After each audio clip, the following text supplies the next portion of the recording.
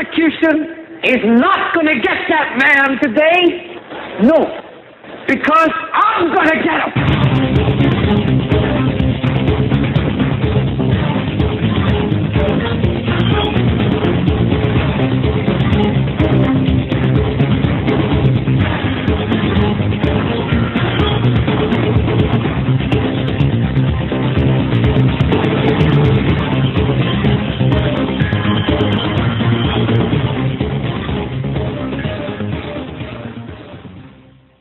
Hello and welcome everybody to today, Thursday, October 18th, 2012. My name is Joe Hagmann, the co-host of the Hagmann and Hagmann Report. My father, Doug Hagmann, will be joining us shortly.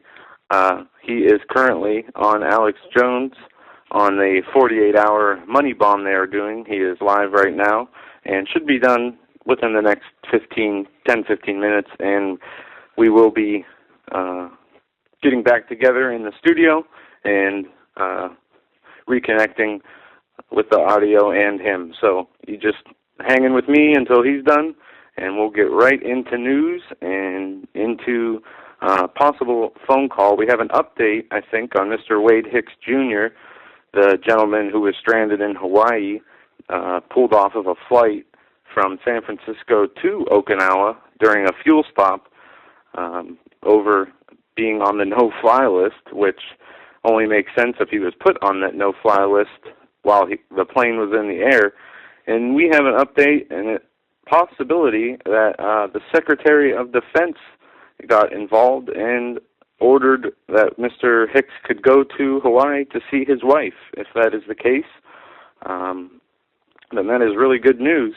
And I see here we have our friend John. I'm going to bring him on because he does have an update for us. John, are you there? Yes, Joe. How are you tonight? Excellent. How are you doing? Oh, wonderful. Got some fantastic news. As you just said, Wade has been cleared to fly. The fact that it came from SecDef is not confirmed. Whoever got a hold of Wade would not confirm that's where it came from, but indications are that that is the case. And he has agreed to come on your program tonight after 9 o'clock and let you guys know what's going on. Well, that's good news. So either way, he has been cleared to go to see his wife. Yes. Okay. Well, not only that, but he is free and clear to fly wherever and whenever he wants. Well, that's good news. The audience, all the people who speak out against these injustices, hopefully had something to do with this. And, with the Lord's help, it moved along and fixed a wrong. So it started right here with you and your dad, and I, on behalf of Wade being his close friend, I cannot thank you enough. Well, I got to thank you. I mean, you're the one who brought this to our attention, and we just did what we could do, I guess, and really it was left up to the Lord, and He took care of it. And yes, He did. I'm grateful for that. But anyway, I'm gonna let you go. I'm gonna continue to listen, and as soon as he is ready to come on, I will let you know. Okay. Yeah, if you can ask him probably after the top of this hour, when me and my father are in the same studio and he's on the show, that would be best. Okay. All right, Very John, good, we sir. appreciate it. Okay. God bless. Yeah, take care. Bye. That was one of the co-hosts of Braveheart Radio, Patriot John in the chat room, a friend of the show, and with good news that Mr. Wade Hicks has been cleared to fly wherever he wants. I'm going to jump into some news here while we're waiting to get the show really going. Some things that we didn't get a chance to cover the last couple of days that have been on my list. 1, smoking in cars leads to pollution levels over 3 times the UN's threshold. A study by doctors in Britain measured fine particle concentrations in the cars of 17 drivers comparing trips with and without smoking. The doctors found that the journeys that involved smoking had levels of fine particles that were over 3 times the recommendations set by the World Health Organization. This is more big international government trying to get involved in your everyday life by saying, smoking in cars is banned or is bad and should be banned. This article or story was published Monday, and you can see where this is going. I understand, texting as being a problem while driving because you can't really concentrate on trying to text and drive at the same time. Smoking is a different story. I mean, it's a personal habit. It is distracting you while driving as much maybe as changing the radio station. It all depends on the driver, but this is just being used as an excuse to further encroach on our everyday rights as an American citizen. And notice that this has nothing to do with U.S. agencies complaining. This is the UN and the World Health Organization standards that they are trying to incorporate into our law, which is what they have done across the board on every issue. Moving along to an important story I'm going to bring up and we'll hit on later. I'll post this in the chat room because this is very important. Homeland Security graduates first core of Obama's brown shirts, Homeland Youth. The It Makes Sense blog, October 7, 2012, Vicksburg, Virginia. The federal government calls them FEMA Corps, but they conjure up memories of a Hitler Youth of the 1930s, Germany, regardless of their name. The Department of Homeland Security has just graduated the first class of 231 Homeland Youth, kids aged 18 to 24, and recruited from the President's AmeriCorps volunteers. They represent the first wave of the DHS's Youth Corps, designed specifically to create a full-time, paid, standing army of FEMA youth across the country. Now that, when you remember Obama saying, we must not rely on our military, only on our military, but need help, and he was going to provide a national civilian force for that help. And here we see it coming to fruition as the first class graduates. Now, Alex Jones covered this in one of his films, how they were training to take on veterans and possible, political dissidents. Posting the article in the chat room there. But this is really important. It is setting a precedent, and you see in the article it is referred to as very similar to the Hitler Youth of the 1930s in Germany. And how many times have we heard that our nation is going down that road? There is too many similarities, too many things, legislation, events from the Reichstag from Germany to 9/11 in America, from the Homeland Security Act in America to the Enabling Act in Germany, basically taking away the citizens' rights and putting you under the burden of the state. And this is very important, and we're going to, like I said, touch more on that later. Another thing I wanted to touch on today, 14 United States governors say, prepare state militia defenses to be ready against Obama's rogue federal forces. Now, one can see these Obama federal forces that we just talked about, and now we have 14 governors preparing their state's militias to defend against these rogue federal forces. I find this article scary in a sense, yet I'm concerned because what do they know that we don't know? I mean, what are they really preparing for if their stated goal is to prepare against the federal Obama rogue authorities? I guess I understand. I don't know why they'd make it public unless they're putting the Obama administration on notice. But this article goes on to state, Obama fearing a revolution against him by the states, has moved swiftly to nationalize nearly all National Guard forces in multiple states. Georgia, Alabama, Kansas, Minnesota, Tennessee, Virginia, Louisiana, South Carolina are just a few. The governors, the great states of Alabama and Georgia, and these states still have under their command and control the state defense forces to go against U.S. federal forces should the need arise. Also an important note, there are no U.S. laws prohibiting National Guard troops from also joining their state defense forces. This dilemma occurred during the Civil War, with many citizen soldiers choosing to serve their states instead of the federal government. Obama is angered by the several state governors who have reestablished the state defense forces. These forces are described as state defense forces, also known as state guards, state military reserves, and state militias. In the United States, the military units that operate under the sole authority of the state government, they are not regulated by the National Guard Bureau, nor are they part of the Army of the National Guard of the United States. These forces are authorized by state and federal law under the command of the governor of each state. So Obama, unless he has control of the governor, cannot control these troops or militias. State defense forces are authorized by state and federal law under the command of governors of each state.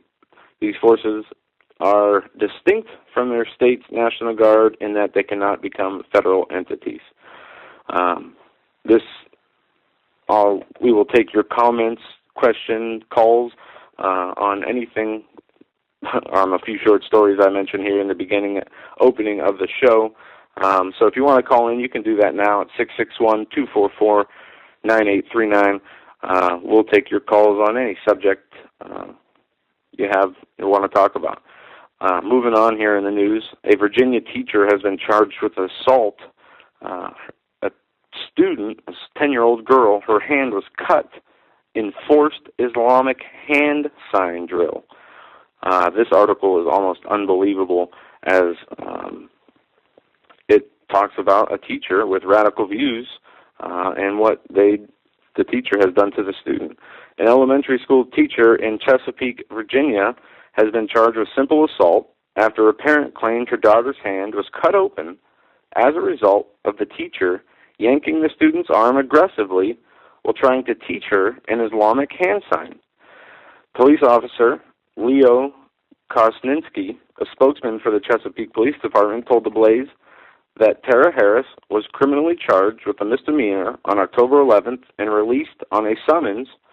The case is currently under investigation.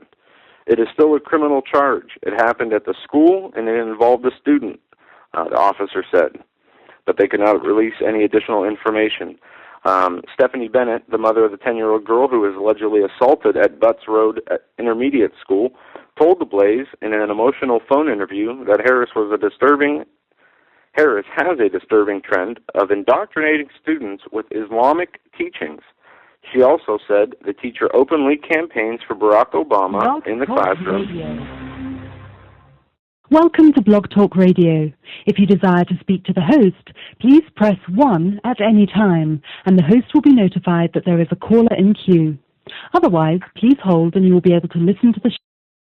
I don't know what that was about. I'm going to go to the chat room here, ladies and gentlemen. Can you hear me? Did you hear that? Okay. You guys can still hear me? I don't know what that was about. It seemed like Blog Talk called into itself, which I've never seen. Yeah, Troy, you're there. You heard that?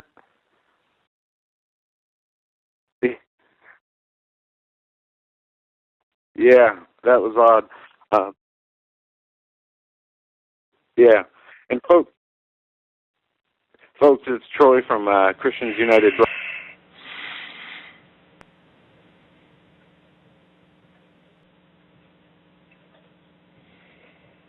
I'm sorry, but I did not hear you press at least 4 digits of your PIN number.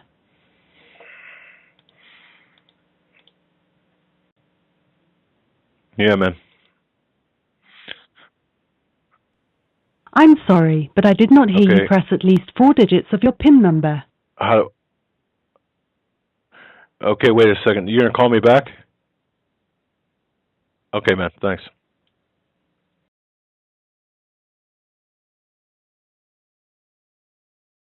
Second, the teacher was going over Islamic hand signs with her students. She stayed on the issue for 2 days straight during their reading and math class, the student said. Bennett's daughter suffered from a processing disorder, making it difficult for her to quickly grasp things like hand signs. Not that she's uneducated, it's just a processing problem, said the mother. Bennett's daughter was unable to do the Islamic hand signs correctly after 2 days of instruction. Harris became frustrated with the attempt to twist the girl's fingers to make the Islamic gesture, meaning power and strength. The way Bennett described it, it sounds like an upside-down OK hand gesture. It's unclear exactly which Islamic hand sign was being promoted, as the source of information comes from the children. I can think of one. Right. I can think of one. Hey. Sorry, I didn't mean to break your stride. You know who this is. This is your co-host. Okay. Thanks for your patience and waiting for me. The Alex Jones episode ran a little bit over, but I'm here. And are you connected through I'm connected, yes, sirree. So, all right, well, you take over. I'm going to come down and get set up. All right. It's a little cumbersome, but we'll nonetheless do that. That's fine. Well, you know what? I didn't have the opportunity, ladies and gentlemen, to really listen to what Joe was saying, but I do know the story about the Islamic teacher in Chesapeake, Virginia, and I think what we're seeing now is an incredible, and I mean an incredible, infiltration, and one that is, man, it's not even overt anymore. It's not subtle anymore. It is just an infiltration. And, you know, I had a conversation with somebody today about this very topic, and they were saying, you know, well, it's okay, and it should be tolerated. You know, children should be exposed to other religions. Well, try to do that with Christianity in a public school. Now, it's my understanding that this teacher reportedly was suspended or let go or placed on administrative leave or something happened. But nonetheless, the fact that this got as far as it did shows that there's a huge problem. It's just an incredibly huge problem in this country. People are not getting it. Look, just like the terrorist Quasi-Nafis, the young man, 21-year-old man from Bangladesh, who was arrested in front of, or who attempted to detonate a huge bomb at the New York Stock Exchange, just like him. Well, you know what? He's a symptom of a bigger problem. He's not. Obviously, he would have been a problem, but he's a symptom of a bigger problem. And the bigger problem is the fact that we have allowed our government to be infiltrated by Muslims. Why? Well, if you go to some websites, you will see that the problem there is you'll see them talking about the threat of Islam. Well, indeed, there is a threat of Islam, but they don't take it far enough. They just don't go far enough. What do you mean there's a threat of Islam? Well, obviously we have Islamic terrorists. The Islamic terrorist is rooted in the Muslim ideology. But, again, the websites that talk about this don't talk about the globalist agenda, the globalists who are using these Muslim terrorists for domestic operations, for foreign operations. Look, and I was just on. I just completed. Well, the reason I'm late, I don't know if Joe told you. The reason I was late, I just completed a segment for Alex Jones, with Alex Jones on his 2-day money bomb program, the 40-hour marathon. Thank you. I was trying to think of that name, and my mind regard has not kicked in today, but no, it has actually. But anyway, it's just been a long day. But that said. You know, we were talking on air, and I said, look, you know, with respect to our country and Muslims, the World War III the fuse for World War III has already been lit. And I'm sure, folks, you know, you've heard me say this before, but the focus should be on Syria. Right now, all eyes should be on Syria. Death race Damascus. This is coming. And we as a country, our policy is to fund the rebels or Al-Qaeda, yes, it's Al-Qaeda, in Syria to overthrow Assad. Well, Russia's saying, don't do this, don't go there. Well, they're going to go. We're going to go there. Why? Well, yeah. And you and me watched an interesting video yesterday. We did. About this whole Iran, Middle East, World War III situation. It was really good insight, and it made a lot of sense. Webster Tarpley was the person doing the commentary, and he talked about Obama. And this video was from 2008. Yeah, October 29th, 2008. Okay. Obama, the CIA, and his overlords, one being Brzezinski and Kissinger. That's right. And their grand design, and he stated in 2008 that there wouldn't be a fight with Iran. They would use Iran to go after China and Russia. Almost like... that's right. Because China and Russia, are the two major powers in this world besides the United States. Correct. They're the only two that can actually, Right. We have to look at this as really from the perspective of the globalists, because otherwise, we won't see it. But it's also through biblical worldview. Otherwise, we're not going to see all of it. Through biblical view, yeah. Well, yeah, correct. So, look, use the Bible as your source of reference, the Scriptures as your source of reference. Yep. How great of a source of reference can you get than that? Yeah, that is 100% truth. You cannot go wrong by reading your Bible. The only way you can go wrong with Scripture is listening to others' interpretations of that Scripture. Exactly. I mean, man is fallible. The Word of God is not. And aside from doctrinal differences of various Christian sects, S-E-C-T-S, sects. Aside from the doctrinal issues, put those aside. Look at the bigger picture. The bigger picture is this: time is short. Time is extremely short right now. Yeah, we have got to get right. We have got to repent. We've got to pray. We've got to do all this because look, I don't want to be time is short, and when again I'll reference my conversation because the segue is really nice. I don't know. Did you catch any part of that when I was on that Alex Jones money thing? Just the beginning. Okay. But I want to just update you. You're soaked. You're sweating like I'm running up and down, back and forth. All right. Making sure your sound was all right and everything was all right. Getting you going on Jones and then getting the show started. And I didn't hear you. I want to bring you up to date on what happened at the beginning of the show. What did happen? A couple things. One, John called in. You're talking to me? Yes. Okay. John called in, and we will be getting a call from Mr. Wade Hicks about what happened, how he what did happen? Ended up being able to fly. I'm not sure. It was not confirmed that the Secretary of Defense was involved. John called in and let us know that it has not been confirmed. Okay. But he has been taken off whatever no-fly list he was on, and he's eligible to fly. And also... I hope that our pressure had some weight. I hope, and through the grace of God as well, but I certainly hope that our pressure had something to do with that. Yeah. Also, a weird anomaly happened. Yes. Blog Talk, our call-in number, right, called into the show. I did that. Oh, okay. I did that. I don't know how. Yeah. No, I actually did that. Okay, that explains. I'm not even sure how I did that, but I did. Yeah. And it was funny because they were telling me that, hey, yeah, your show's already going. But some of the things I covered here while you were doing the Jones show here is the Homeland Security graduates the first youth corps. Okay, Obama brown shirts. And thank you. Into the 14 state governors who are preparing defenses to be ready against Obama's rogue federal forces. That's right. That's right. Look, that's a great, folks. Look, that brown shirt thing. I don't mean to trivialize it by saying that brown shirt thing, but the brown shirt. The Homeland Security graduates those forces. Yeah. Pay attention to that headline. Of all the headlines That's is that from the LA Times or where is that from? No, this is from okay, that's from another website.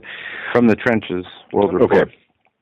The Department of Homeland Security, again, as Joe mentioned, September 13th of this year, graduated the first class of FEMA Corps first responders. Now, look, if you look at that image of those young men and women, maybe, I don't know, is that a woman back there? I'm not sure. Okay, anyway, the devil is in the details. Look at the photograph. Just do a search, internet search on Homeland Security graduates of First Corps of Obama's Brown Shirts, Homeland Youth. These are young people. Look, they've been fully indoctrinated in this. Yeah. Holy cow! That's all I've got to say. I mentioned the comparisons as they do here to the Hitler Youth in Germany, and how we, as a nation, have been. I mean, we've been talking about this. Many people have been bringing this up. How we, as a nation, are on the same course as Germany, from the Reichstag fire in Germany to 9/11. The false flag events, from the Enabling Act in Germany, taking away the citizens' rights, to the Homeland Security passing, taking away the rights of American citizens. We know how Germany ended this Hitler empire. Do we want to go this road? Do we? No, of course not. No. And that's the thing. Look, folks, here the economic similarities are present. As I was telling, as I mentioned on InfoWars, here's the plan. And Steve, Steve Quayle, I was talking with him not today, but recently. We were talking about this, and he mentioned this. Greg Evenson mentioned this. Everyone that is in the know mentioned the fact that the food will become a weapon. And recall. The globalists realize that they can't use wars to kill off the population. That's right. Well, effectively, right. It's It's actually it's too expensive, and it's too. What they're going to do is poison, starvation. What we are seeing now, the slow kill. It's slow kill now, but in 5 years with the GM food, with all these chemical, biological attacks, whether they be man-made or natural-made, the meningitis you see, anything from that to the H1N5, all these things, the chemtrails, the aspartame, the high fructose corn syrup, there was a report that came out. I'm hooked on that stuff. I mean, everybody is. It's in like 90% of the food on the grocery store shelves. It's ridiculous. But yes, we need to spiritually be prepared for what is coming at the end of this year. And if nothing comes, we need to praise the Lord because we have more time. And when I woke up this morning, I got to say I was up late last night. There was a house a couple doors down from me that burned down. I'd like to live in your neighborhood. That must be like a full-time. I mean, you don't have to have a TV. Just look out your window. I live in a bad part of town, so there's shootings and crime all the time. But last night, the neighbor's house burned down, and my address and the address of the house that burned down is off by one number. And my mom called me, that's not your house burning down. But I was up late last night, slept in this morning. As opposed to me calling you. Yeah.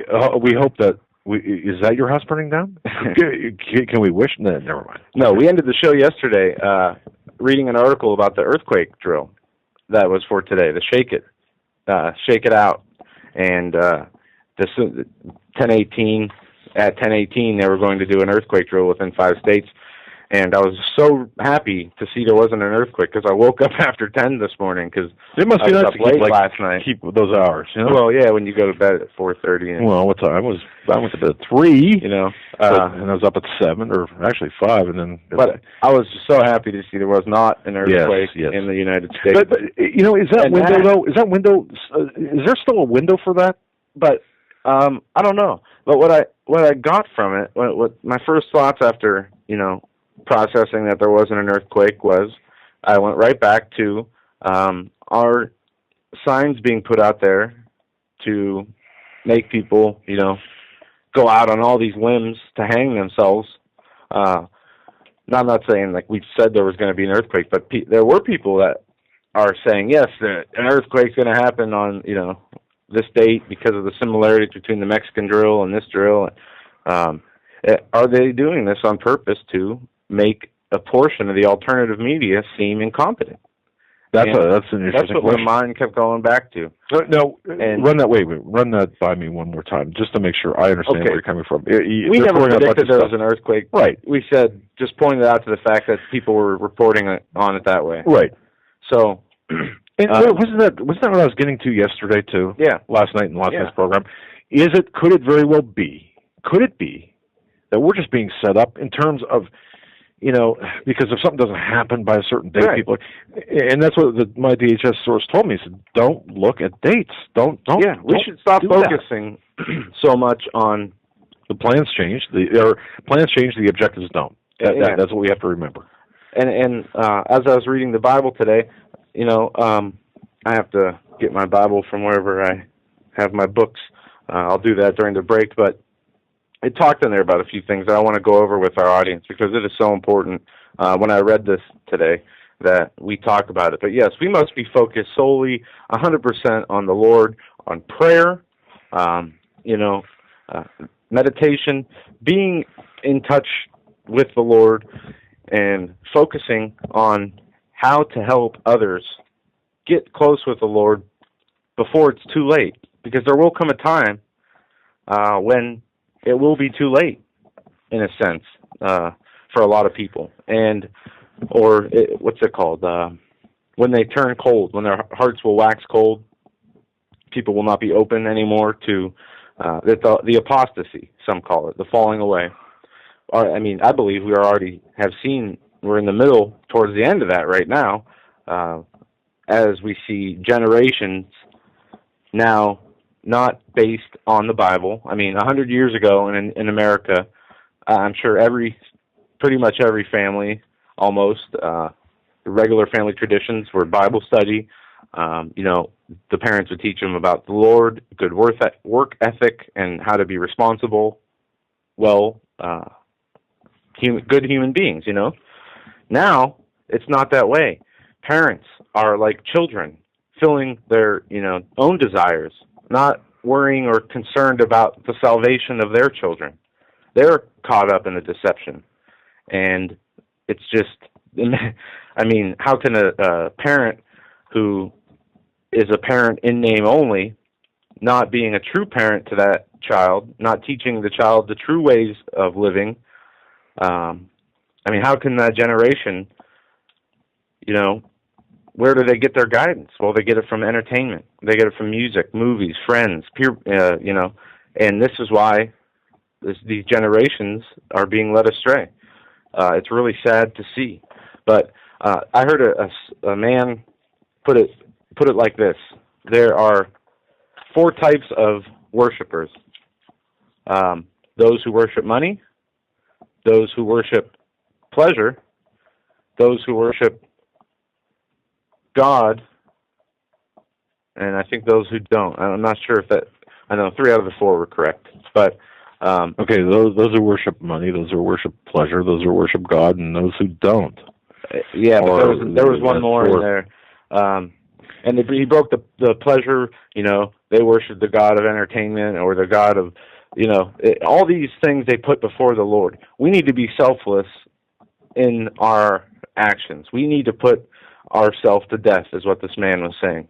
Oh, you mean figuratively? Right. You mean, okay, all right. Our ego, our pride, our desires, our wants, we need to put an end to that. Oh, yeah. Look, I got to tell you, one of the greatest pains that I have in my heart is seeing people, just watching people almost self-destruct with their egos. And, look, now is not the time to put your ego on, in front. And I say that because you look at different websites, you go for information, and you come back thinking, "Wow, what a rant!" And and it even telegraphs into the mainstream media between we'll say MSNBC and Fox, and it's just crazy. I mean, it really is. So yes, I think an ego, the pride before the fall. I think now is not the time for egos. Now is not. We need to stop. We need to stop right now. We need to look inward as well as, and that's a big thing. And I was, the Lord's Prayer, Our Father who art in heaven, hallowed be thy name. Thy kingdom come, thy will be done. That's right. Yeah, that's what this man pointed out. It doesn't say my will. It says thy will, God's will, be done on earth as it is in heaven. And then it goes on to say, give us this day our daily bread, right, and forgive us our trespasses as we forgive those who trespass against us. And it continues, lead us not into temptation, but deliver us from evil. And in that prayer, I mean, what do we talk about forgiving others. That's in that prayer. And that's something that I kind of, that prayer is repetitive in a way when, you say it sometimes out of, it's just the Lord's Prayer, and, before meals or before bed, when you want to pray and you're tired, you say, Our Father real quick. And you say it so much, when you actually go over it line by line, it covers it all. Well, and that's why, look, that's why I kind of favor, like, I don't want to say a disrespectful conversational tone, but a conversational, very respectful and very reverent conversational tone for prayer, because it's more personal. Because when you start getting into the rote, the repetition of prayer, now I'm in favor of that as well at times when called for. But if you're actually praying for something, of course, why not talk as you would reverently to a father, with God. And I don't know, but look, it's. I want to get back to the issues here. Yeah. Before we do that, I want to say happy birthday to RoboMom, one of our listeners. Yeah, and can we wish? And tomorrow, she's having surgery, and we want to pray for her and let her know we are praying for her. And absolutely, we hope all goes well. And we'll RoboMom, if you want, you can give us a call after the surgery. Please let us know how you're doing. Because we got to keep track of you guys. Yeah, Robo, we got to keep track of you. I mean, you're an important part of our listening family. Yeah, and so wait a minute, a birthday and surgery on the same day? Yeah. Uh-huh. No, birthday today, surgery tomorrow. Okay. Still rough. Yeah. Rough. Wow. But I hope your day was great today, RoboMom, and happy birthday. Yes, indeed. And I'll tell you, I just she's got to be like what, 22, 23, something like that. I'm sure. So maybe 24. Look, she's a great lady, and want to thank her for all that she's done and listening. And I just hope that you had a great birthday, and certainly I'm sure you're gonna do just fine tomorrow. Okay. Here we go. Okay. Let's see here. We can't do this. We can't do that. It'll put us on hold. We have Keith Hansen calling in. He's going to have to. We're going to have to do. Did you hear that? But that was like a rough. Yeah, we're going to add him to the call. All right. Hold on, Keith. Hang on, buddy. Hold on. Keith, if you can hear us, just hold on a second. We're going to call you. Go ahead. All right, here we go. All right. Dial him up here. Folks, in the event you don't know who Keith Hansen is, he's a talk show host out of Florida, out of Naples, Florida. A very, very great guy. Keith is he's also a firearms instructor. A very good one. A very good one. That's right. And I'm still sore. I am still to this day sore. I've got to tell you, from that class. That course, I should say, not a class, and he's a constitutionalist. Now, it's my understanding when he was up north, giving and also taking classes, firearms classes.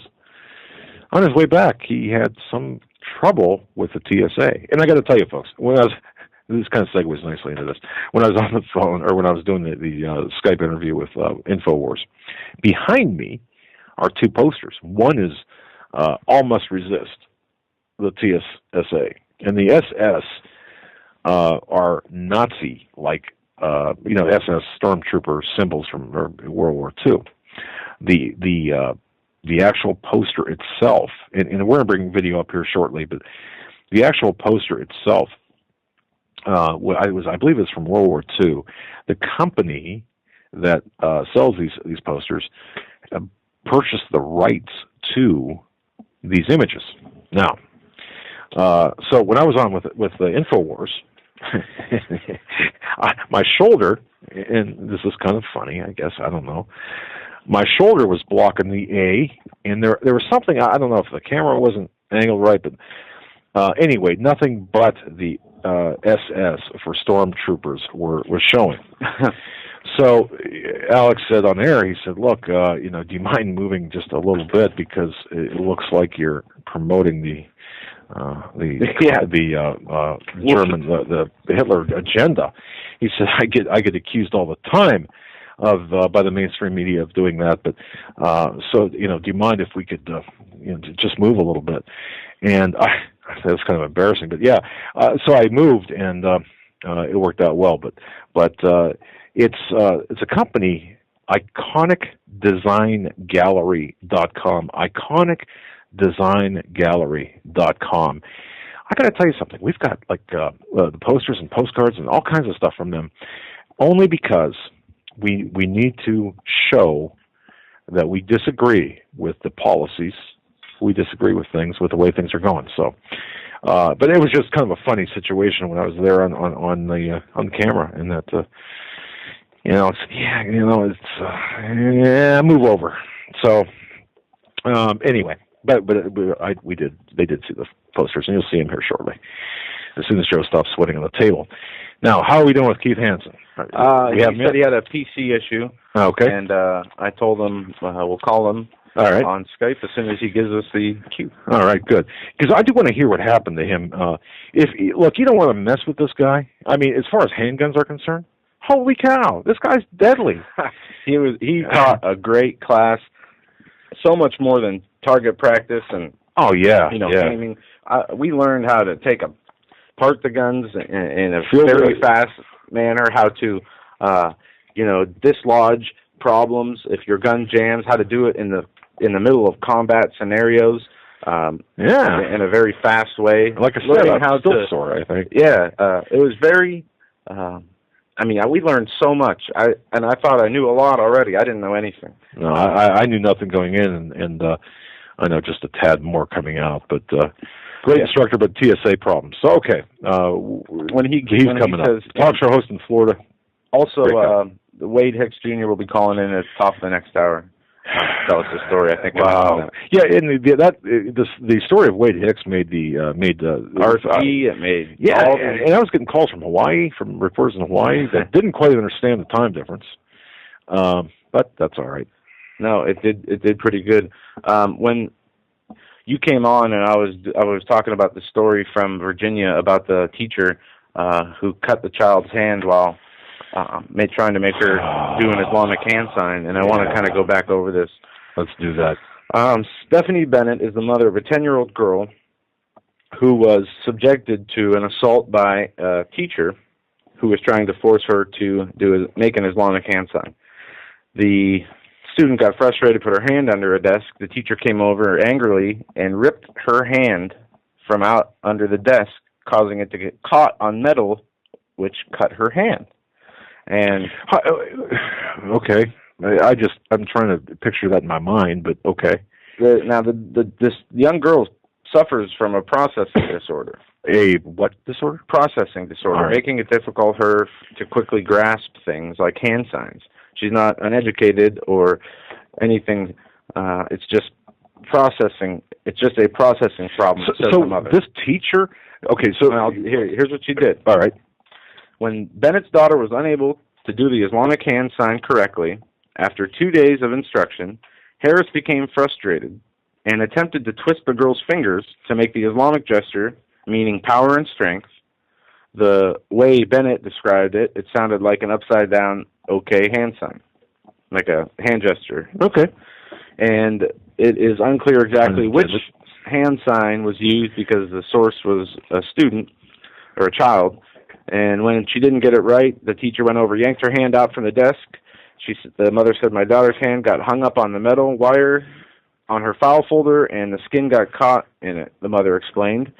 And after the child came home with a cut on her hand, she learned that, and also the teacher continued after the hand was cut to twist the child's hand into the sign to do it correctly. After it was cut? After it was cut. So the mother said that the teacher, Harris, prays to Allah in Arabic around 5 times a day in front of the students and teachers and teaches them about Islam and how it is superior to other religions. Also, another student, a young boy in the class, confirmed Bennett's story. The boy said he was scared to go back to school the next day after... what grade did we know? Do we know elementary school? I know, but what are we talking? 10 years old. 10. So right. Probably 3rd grade, 4th grade maybe. Anyway, this teacher allegedly was fired. This is a public school we're talking about. Yeah, I know, but I had mentioned this when you were coming back and forth. I thought perhaps there was an issue because there was one report that she was put on administrative leave, another one that she was fired, and then yes. So it seems like we don't know exactly what her fate is at the moment. Yeah, but this article here, this is updated yesterday or today. Let me see. This was updated today. Okay. With images of the student's hand. But yeah, this just goes on to further. It shows how they expect Muslims to be able to teach their religious beliefs on students. Nice. But Christians or the Bible or a Jesus T-shirt will get you suspended. Right. If you speak out about your faith in Jesus Christ. Well, Christianity is under attack. Of course. There's no... you can't have to deny understand that. The Christianity right now is under attack. The Judeo-Christian... and they mislabel it. They say, no, it's not. Christianity isn't under attack. Other religions are oppressed, or it's a women's right issue, or it's a, government mandate talking about the contraceptives. That's not an attack on Christianity. That's just making these institutions and businesses going along, as they should under government mandate. Right. So they use every excuse in the book to get away from that. We're attacking Christianity. They do everything but come out and say it that way. Well, I just caught the headline on Drudge, by the way. Obama on Comedy Central. And yeah, I saw that.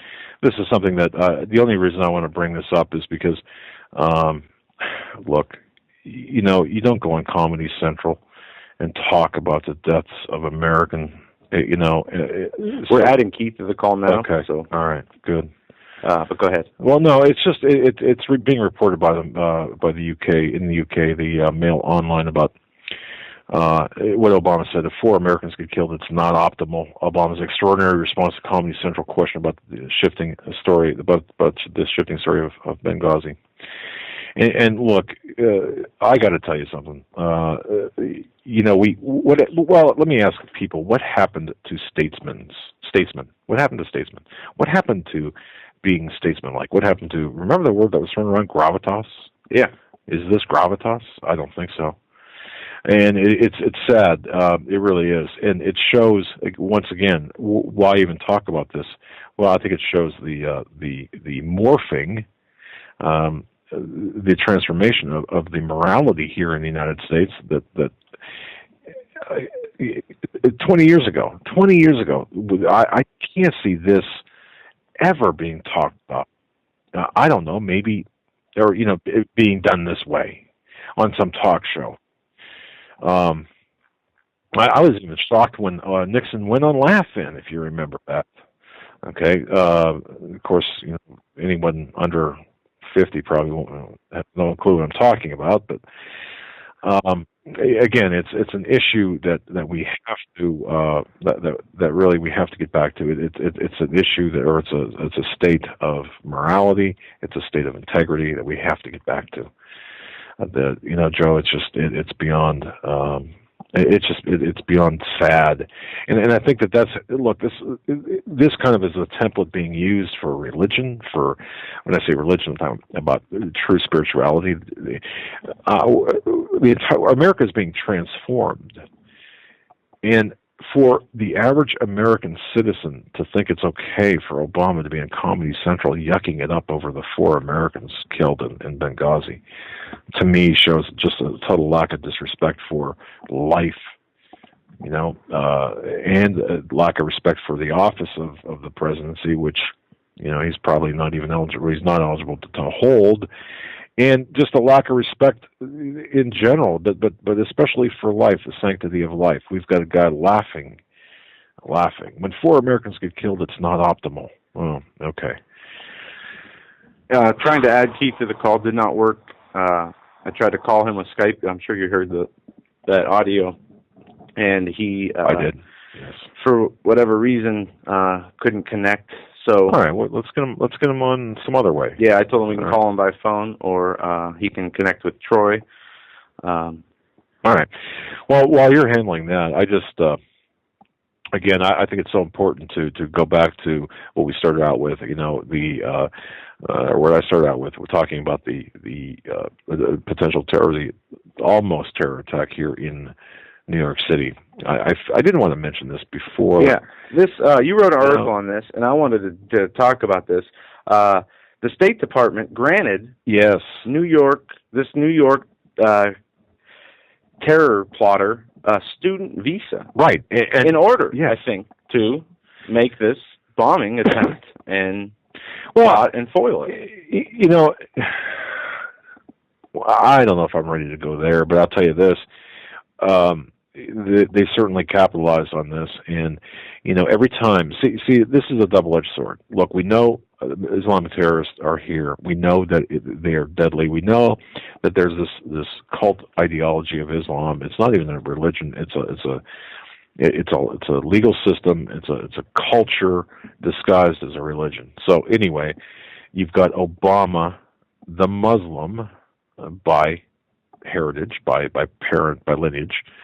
7 years after the worst attack on America after 9/11, as a resident of the Oval Office. Now, what did he do? Well, he brought in a lot of Muslim Brotherhood people into the White House, into the Secretary of State, into the Department of State, into and affecting and changing policies of the DHS and TSA and FBI. This is what was done. So we have to look at this attack. Who benefits from this attack? Well, obviously, foiling this attack, because I do believe it was in this man's heart to commit an act of wholesale murder against men, women, and children.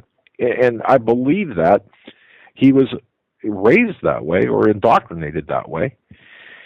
So, yes, the threat is real, but who benefits? Well, not only does the biggest benefactor right now, especially with this administration, is going to be the very people that put clamp down on our freedoms and our liberties. But anyway, before going further on that, do we have Keith Hansen on the line? I think we do. Keith, thank you, Troy. Are you there, my friend? Doug. Hey. Hey. I'll tell you, I'm still sore, Keith. Are you really? No, not really. But for a couple of days there, I thought maybe I might have needed a wheelchair. But that's all right, man. Good job. I'll tell you, you look like you were a hurting unit when you were leaving that facility. Well, yeah. I mean, you make us, since when? I got to ask, Joe. Is it normal? Because I really have never taken a defensive class like this. Is it normal for the instructor to make you go on all fours and squeal like a pig or bark like a dog? No, I didn't experience that. Oh, all right. Well, that's why I had the banjo music playing in the background. No, you did a great job, my friend. I heard that you had a little trouble. Folks, Keith Hansen has got a radio program out of Naples, Florida. He's a great friend of the show. On the front page of our website, you can find a link to his show. Yes, you can. And before we go any further, why don't you, Keith, I'll give you a chance to talk about your show for a second.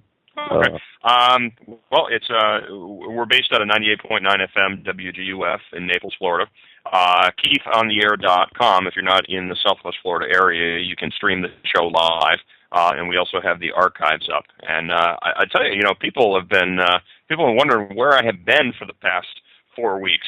So it seems like truthfully, it feels like it was like a year ago since I was up in your neck of the woods, guys. Wow! And it's only been what 3 weeks now? Yeah, I think so. 3 weeks. Going on 3 weeks. Yeah. And, well, I'll tell you, you traveled extensively in this part of the state. So, yes. I hope you had a good, safe set of travels. What's up with the TSA? First thing I got to. Well, before I ask you what's up, or before you ask me what's up with TSA, I got to ask what's up with Route 80 in Pennsylvania. Man, that is a death road. It's like the highway from hell. Yeah, I don't know. God. I don't know if you've ever taken it from our by Pittsburgh Grove City to New York City. Yeah, that's our route of travel to New York City. We've been to New York City hundreds of times to work cases, and that is the road we've taken. And I mean, that's got to be the worst highway in the world as far as lighting and drivers. We've seen multiple semis that completely had their stuff scattered across both highways. It's terrible, right? Yeah, actually, we have some photographs that we took. Interstate 80 turned into a parking lot. So anyway, it was like 5 miles of like open, okay travel, and then another 5 miles of construction. Not to mention that, I mean, you guys don't need mile markers up there. Just use your dead deer as, all right, well, once you get past exit 2, just, at your 4th dead deer, I mean, really, what the deer carcasses littering that highway. It's incredible. Yeah, I think I hit 2. Yeah, this time of year, I mean, it'd be an odd case to go on any highway around here and not see a deer on the side of the road. Yeah, indeed. But and now, so they have this, and I don't know where it was. It was somewhere along the line. I'm running on fumes at this point. So I'm like, I need a gas station in the worst way. So I get off this exit, and there's this like self-serve gas, but you need a proprietary gas card in order to use this gas station. So I'm like, I'm going around with my debit card trying all these pumps, and I can't get the damn thing to work. And then the state trooper comes up, and he's like, "Are you okay?" And I'm like, "Well, I can't get these pumps to work." And he says, "Well, no, it's like a fueling station for trucks." And I'm like, "Well, you got regular gas; it's not all diesel." So I don't know. I felt like a soup sandwich, but it was because I had left Erie, and I was going from Erie out to Bethlehem because I was running a training program out. I wasn't running, but I was attending a training program out in Bethlehem for the week out there. And then I had to go at the end of that week, I had to leave Bethlehem and then drive all the way back out to Pittsburgh. So it was exciting. It was a fun trip. Well, and it was great to have an opportunity to finally meet you in person and to meet you, Joe, and to work with you guys. It was fun. I had a good time. Yeah, and to see you look just like your picture. And I, for the record, I wouldn't mess with this guy. He's deadly with a firearm. He's deadly in person. But I'm a puppy dog, though. Come on. Okay. I do have to tell you though, if you're if any listeners in Florida or even wherever Keith has training programs for handguns and for weapons training. It doesn't have to be handguns, just for weapons training. You've got my vote. I'll tell you that. Yeah, so it was a great class. It was worth the time, and absolutely, it was just fabulous. Just a wow.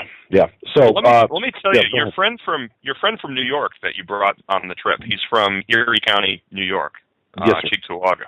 I spent 2.5 hours on the phone with the clerk of courts in Erie County, New York, because the concealed weapons permits in upstate New York, I don't know if it's throughout the entire state of New York, but concealed weapons permits are actually processed by the local county courts.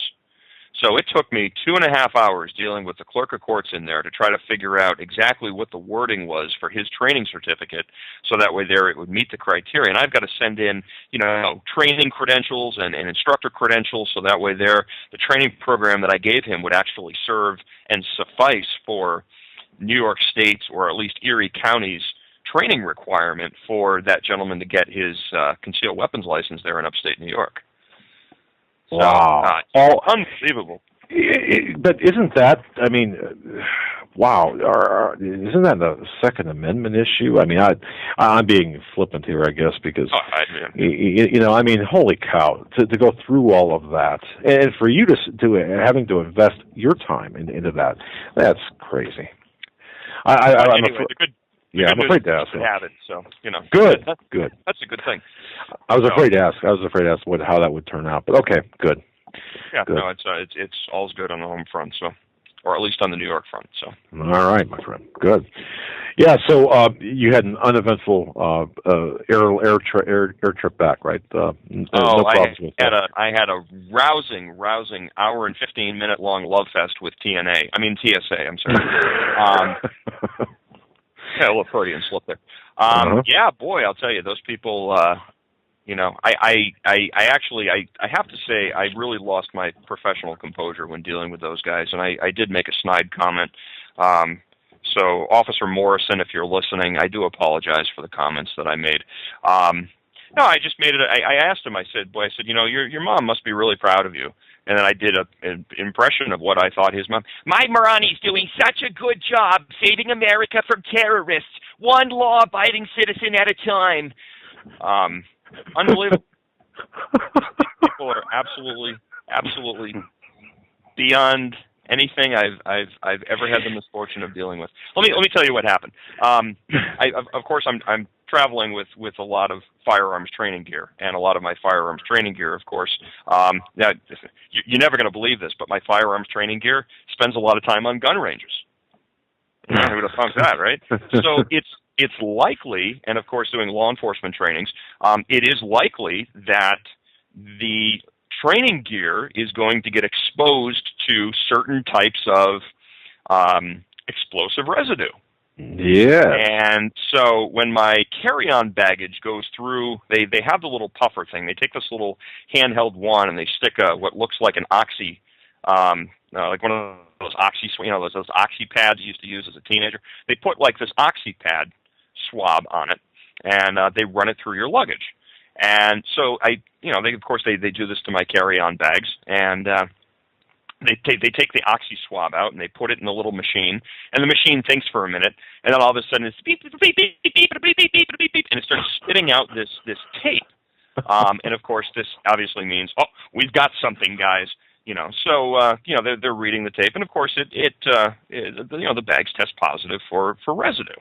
So of course it needs the enhanced screen. Well, this is the issue that I have with TSA. I'm a firearms instructor. I work contract with government agencies. I work contract with law enforcement agencies. So I have to constantly double check, triple check, quadruple check my baggage to make sure I don't have anything in there that's going to create a problem going through security. Well, I got hit. My ticket up north, by the way, cost me $122. I paid $155 in bag fees because of checking 2 bags and having to check firearms and overweight this and overweight that. So I'm trying to think proactively, and I'm thinking, all right, I'm going to shuffle a couple of things around here before I fly back to Florida. So I took 6 empty Glock magazines, the empty magazines that you load your ammunition in and load that into the firearm. They're empty. They're pieces of plastic with a spring in them. So I put these 6 empty Glock magazines into my carry-on bag. Now, I've traveled with empty firearm magazines in my carry-on bags many, many times before. They're inert pieces of plastic. There is absolutely no way, short of taking that thing and throwing it at somebody, you're going to create any state of injury. Okay? Oh, boy. You would think that they just discovered the body of Jimmy Hoffa when they opened up that bag and looked inside and found empty Glock magazines. And this laughing, I assume, is... And that's me. I'm sorry. It's laughing or crying, I guess. Oh, my goodness. I'm still hung up on his impression. I feel like I should go through. So what do I amuse? What am I, Joe Pesci? What does this amuse you? Is this funny to you? So no, it's okay. Trust me. And surprisingly, I was in a really good mood that day. So I'm like, you know what? Okay, I can pretty much deal with anything you can throw at me. Oh. So it was about an hour and 15-minute love fest, and we have now we're dealing with the people at TSA at the airport who aren't wearing the blue uniforms. Okay, these are the guys who are actually wearing shirt and ties. Okay, so they take themselves very, very seriously. So they come out and they say, you can't have this in your bag. And I said, well, why? And they said, well, because it's a component of a firearm. Now, you got to understand, this is really, really busy at Pittsburgh International Airport. So now I've got now 2 Allegheny County police officers that are standing next to me, really, really nice guys. And I had worked with a couple of their administrators and a couple of their firearms instructors at their academy. So, we were kind of playing the name drop game. So they knew that I was a friendly. I knew that they were a friendly. They were, and I have to say, Allegheny County Police Department up in Pittsburgh, you guys are top-notch. You're professional. Keep doing a good job, because you know what? You exemplify professionalism in a law enforcement agency. And maybe the TSA agents in Pittsburgh could take a lesson from watching how you guys operate. So I got to say that's all I really want to say about Allegheny County Police Department. Nice. They are true professionals. So the TSA guy, now I'm talking to one of the guy who's wearing a tie. Okay, so he's obviously not just one of the frontline schleps. So he says, well, you can't have these. And I said, well, what do you mean I can't have these? They're empty magazines. And he says, well, they're components of a firearm.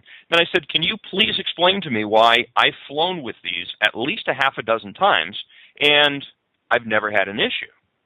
And I said, maybe instead of hassling me, you guys should get your SOPs together, your standard operating procedures together.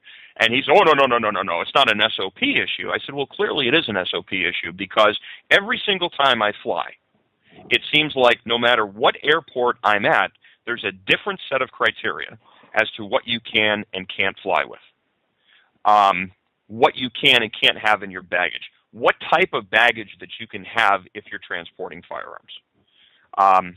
It's never easy. So what they were actually able to do, they said, okay, what we're going to do is, one of the Allegheny County police officers actually offered to take my briefcase and be personally responsible for holding onto my briefcase while I now tried to take my checked bag with my firearms, which are clearly contraband. I have to make a point to say, I did make the mistake of telling the guy, what's so dangerous about a gun magazine? And then I pulled out a retractable pen that I had in my shirt. And I said, I could do more damage to you with this in 30 seconds than I could with an empty gun magazine. Well, oh my God, are you threatening me? No, it's like, you guys really seriously need to switch to decaf, because you're taking this way too seriously, And all the while I'm standing there and I'm thinking to myself, if only these people would take a lesson from the Israelis. Because when's the last time that an El Al plane has gotten hijacked or blown up? It hasn't. Because you know what they know how to do? They know how to profile behavior. They know how to identify a person who's a potential threat based upon articulable behavioral traits that are inherent to people that are engaged in criminal activity. Exactly. Not going after people who make a career out of teaching the good guys how to stay alive and how to defeat the bad guys. So that notwithstanding, they let me go so that way I could take my bag filled with gun magazines up to AirTran and pay another $55 to get that bag checked. And, of course, now I missed my flight. I'm trucking. I am running through that terminal as fast as I can. They were able to fast-track me. I had to go through the puffer machine again, had to take my shoes off, had to go through the microwave, the whole 9 yards. And then I run up to the gate just as they're closing the door. And I said, could you please let me on my plane? I've just had a rousing hour and 15-minute love fest with TSA, and I would like nothing more than to just go home. We're sorry, sir. We can't let you on the plane. We've closed it out. So at this point, I'm ready to pop. Now, I'm standing in a terminal now with people who have been delayed because that AirTran flight, or there was an AirTran flight earlier that was supposed to come back to Fort Myers. It was delayed for 5 hours. So I think this poor woman behind the counter really had a bad day. So you know what I did? I treated myself to a beer and a burger there in Pittsburgh International Airport, and I chilled out for about 2 hours and managed to get home, and everything was intact, no damage. All of my parts were intact, and yep. So now I have another TSA story, and it's every single time I go through, Doug. It's the same thing. There's always something. So.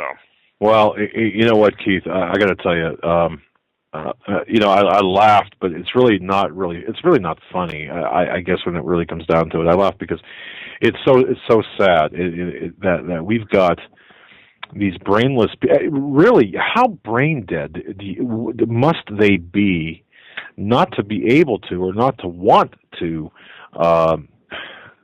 understand that, who you are? I mean, it's you're not a threat. I don't get this. I do get it, I guess, and that's why it angers me so much. The guy in the shirt and tie said, "Well, now understand that you're going to be getting some correspondence from us, and you may be getting a fine." And I locked eyes with him, and I said, "You want money from me? Come and get it." Because I will not pay TSA a dime. A fine for That's what? Probably how I'm going to wind up on the no-fly list. But And speaking of that, Keith, can you stay with us for a little bit, or are you on a time schedule? I'm always on a time schedule, but I got time for you, Doug. Oh, what a guy! Speaking of the TSA, yeah, I don't know if you heard about this story. Mr. Wade Hicks Jr. This man was stranded in Hawaii after boarding a flight from San Francisco to Okinawa to go see his wife in the Navy. They stopped in Hawaii for to refuel, and this man was escorted off the plane, taken to a room with armed guards with machine guns, and told he was on the no-fly list, and told he had to get off the island of Hawaii, but he couldn't do it by plane. He's actually on hold. It turned into we interviewed him on Monday or Tuesday. I'm not sure what day, but it made international news. Yes. Yes. Turned into a big deal. He's actually on hold, waiting to come on, and I think we're going to give us an update, Keith. I mean, you've got to hear this, because this is just absolutely incredible. Here's a guy, again, Mr. Wade Hicks Jr. from Mississippi. He was a very outspoken critic of the TSA, of the NDAA, of various things. A good patriot. He allowed me to run a background check on him to check to make sure there were no felony or misdemeanor convictions or anything in his background that would really, aside from political dissidents, that would make him a threat. Okay, and I used the proprietary databases accessible to me as an investigator to do so. I came up with nothing. I mean, this guy's clean. So halfway somewhere between Hawaii or between San Francisco and Hawaii, they determined this guy shouldn't be flying. And so here he is. Again, people might think, well, hey, being stranded on Hawaii is no big deal. Oh, I'd like to be stranded on Hawaii. Well, think about that. Think that through for a moment. Yeah. Okay. So anyway, he's on the line with us to give us an update. Well, what I'm going to do, Doug, is I'm going to hang up, and I'm going to listen to your interview. Okay, and I'll touch base with you guys here very soon. Hey, thank you, Keith. God bless you, my friend. It was great to hear from you. God bless you guys. Take care. Thanks. All right. That was Keith Hansen from the Keith Hansen Show. I got to tell you, folks, go ahead and he's on Facebook. You got to hop on him on Facebook. Also on our website, you can find a link to the show. And with that, we have on the line Mr. Wade Hicks Jr. Mr. Hicks, thanks for waiting. Thanks for your patience, my friend. Thanks for having me. Thanks for everything you guys did. Well, what did we do? International story. Did it work out for you, or are we still battling? Well, I went to the Hawaii's state capitol building today. Went up to talk to some representatives in the governor's office, and while I was at the governor's office, I had gotten word that I'm no longer on the no-fly list, and I was waiting for a call from the special agent to confirm it. She did call me, confirmed it, that I was able to go home, and I asked her under what conditions. I'm able to go home. Am I able to go home under armed guard, or am I able to go home without any reservations or anything like that? And she said that, hold on, she has to figure that out and call me back. A few minutes later, she called me back. She says, I'm completely free. I'm clear. I can go anywhere in the country I want by any mode of transportation I desire. Well, God bless for that. Thank God for that. Praise God for that, because I'll tell you what. Go ahead. I asked her to give it to me in writing. Good move. Yes, so I'm waiting for her to send me an email or bring me it in writing. But evidently, this went up very, very high up in the administration. I'd overheard a conversation, so I can't confirm exactly how high it went, but it went pretty high. Well, that's good. Well, we like to.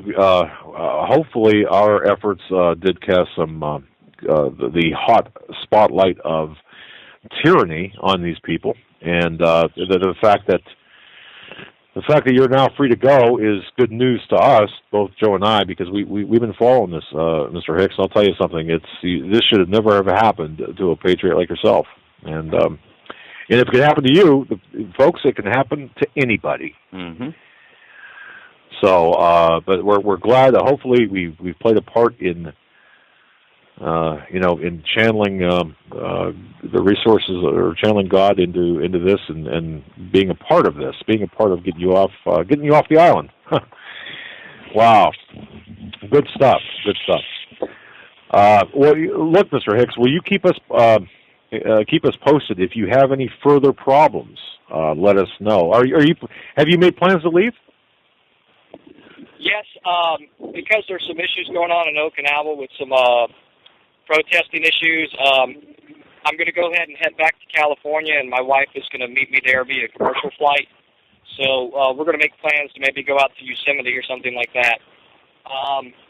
But one thing I want to let you guys know, and I want to let all of your listeners know, yes, I've been vindicated, I've been acquitted, but I've never been indicted. So there's definitely some things here that need to be addressed. And I've notified my members of Congress, both on the House and the Senate sides, that I intend to fully pursue this all the way up to speaking in front of both houses of the Senate and the House of Representatives on this issue. Because if this can happen to me, like y'all said, this can happen to anyone. It could happen to another service member's spouse. It could happen to just a normal American citizen that doesn't have anything questionable in their background, but they just feel it's necessary to tell them to fly, that they cannot fly without giving them any just cause or go through any due process. So I'm going to be a strong advocate to get some of these things changed in D.C. and maybe see the TSA go away and something better come in and fill in the void that it's going to leave. Well, Mr. Hicks, I hope you are successful in reaching through to some of these representatives, and I hope you are successful in, furthering the information and making the public aware of the atrocities committed by the TSA, and the people hopefully will. We've got to do this. We've got to do this. People, we've got to stand up against this tyranny, and say enough is enough.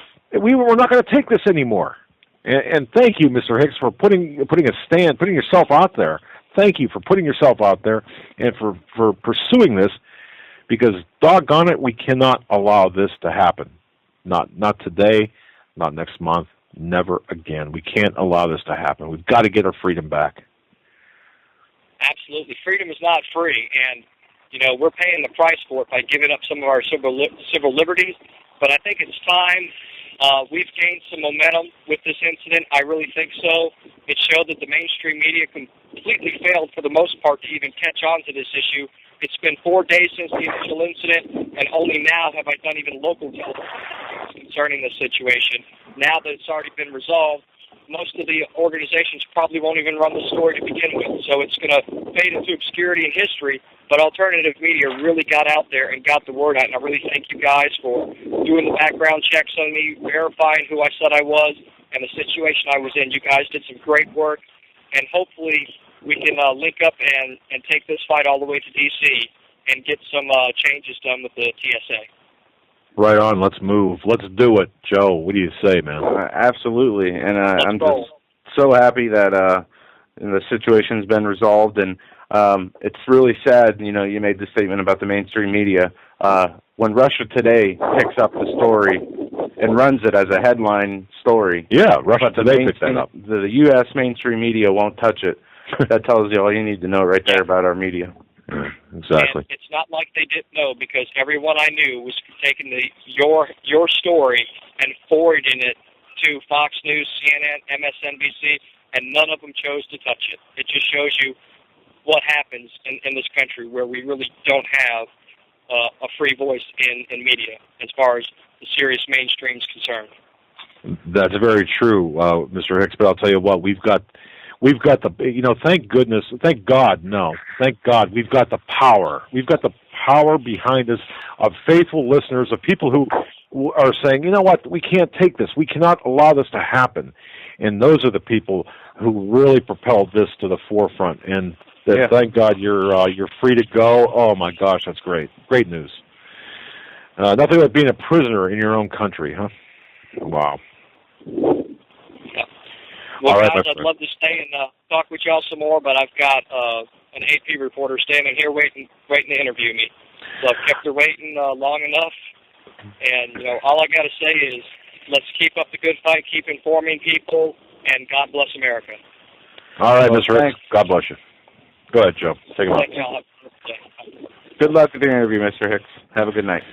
Yeah, we're late, of course, for a break. It's actually 20 minutes after the top of the hour. We will take our top of the hour break late. Folks are listening to the HAGMANN and HAGMANN Report on this Thursday, October 18th, 2012. And I'm glad Mr. Hicks has got that situation resolved. We'll be back. You're listening to the HAGMANN and HAGMANN Report this October 18th, Thursday, 2012. Stay with us. We'll be right back after these short messages. If you're stumped, you don't know what kind of gift to give to a friend or a loved one, I'm telling you, you must go to 4physics.com. That's the numeral 4, PHYSICS.com. This is your one-stop shopping palace. That's the only way I can put it. I could spend easily an hour on this website. Innovative, fun, educational. There are games, books, weather instruments, unique time-telling devices, jewelry, optical devices, laboratory equipment. Let me give you an example. We all know we can tell time with a sundial. You've seen those advertised. Did you know that you could tell time by the stars? At 4physics.com, you can buy a horologium nocturnum. This was a navigational device used in the 15th century by navigators at night to tell time by the stars. It's beautifully crafted in the shape of a pendant made of bronze and pewter or gold and silver. Absolutely a stunning gift. I would be proud to give it to anyone. You must go to 4physics.com. Even if you're not stumped, that's 4physics. That's the numeral 4, PHYSICS.com. It's your one-stop shopping palace. Any problems that you have, I don't know what to get Grandpa, I don't know what to get my loved one, that's unique, you will find it at 4physics.com. Please take my word for it. Go to the website, but give yourself a lot of time because you're not going to want to leave. 4physics.com. Survival of the fittest. In any and all situations, survival is your number one priority. That requires being tough and thinking smart. And the folks at Freeze Dry Guy are going to help you do just that. They have the long-range patrol ration entrees, what they call the Brick Pack. When you're in survival mode, it is absolutely the best item for your survival pack or bug-out bag. You can go farther, faster, and carry more food with the LRP cold weather ration entrees. Not only do these long-lasting, durable entrees help sustain you or your family through the harshest environment or situation, they are by far the most delicious of their kind. No contest. With a variety of tasty entrees, you can't beat the LRP Brick Packs. Let Freeze Dry Guy help you in your survival situations. Go to freezedryguy.com. That's freezedryguy.com. Or call 866-404-3663. That's 866-404-FOOD.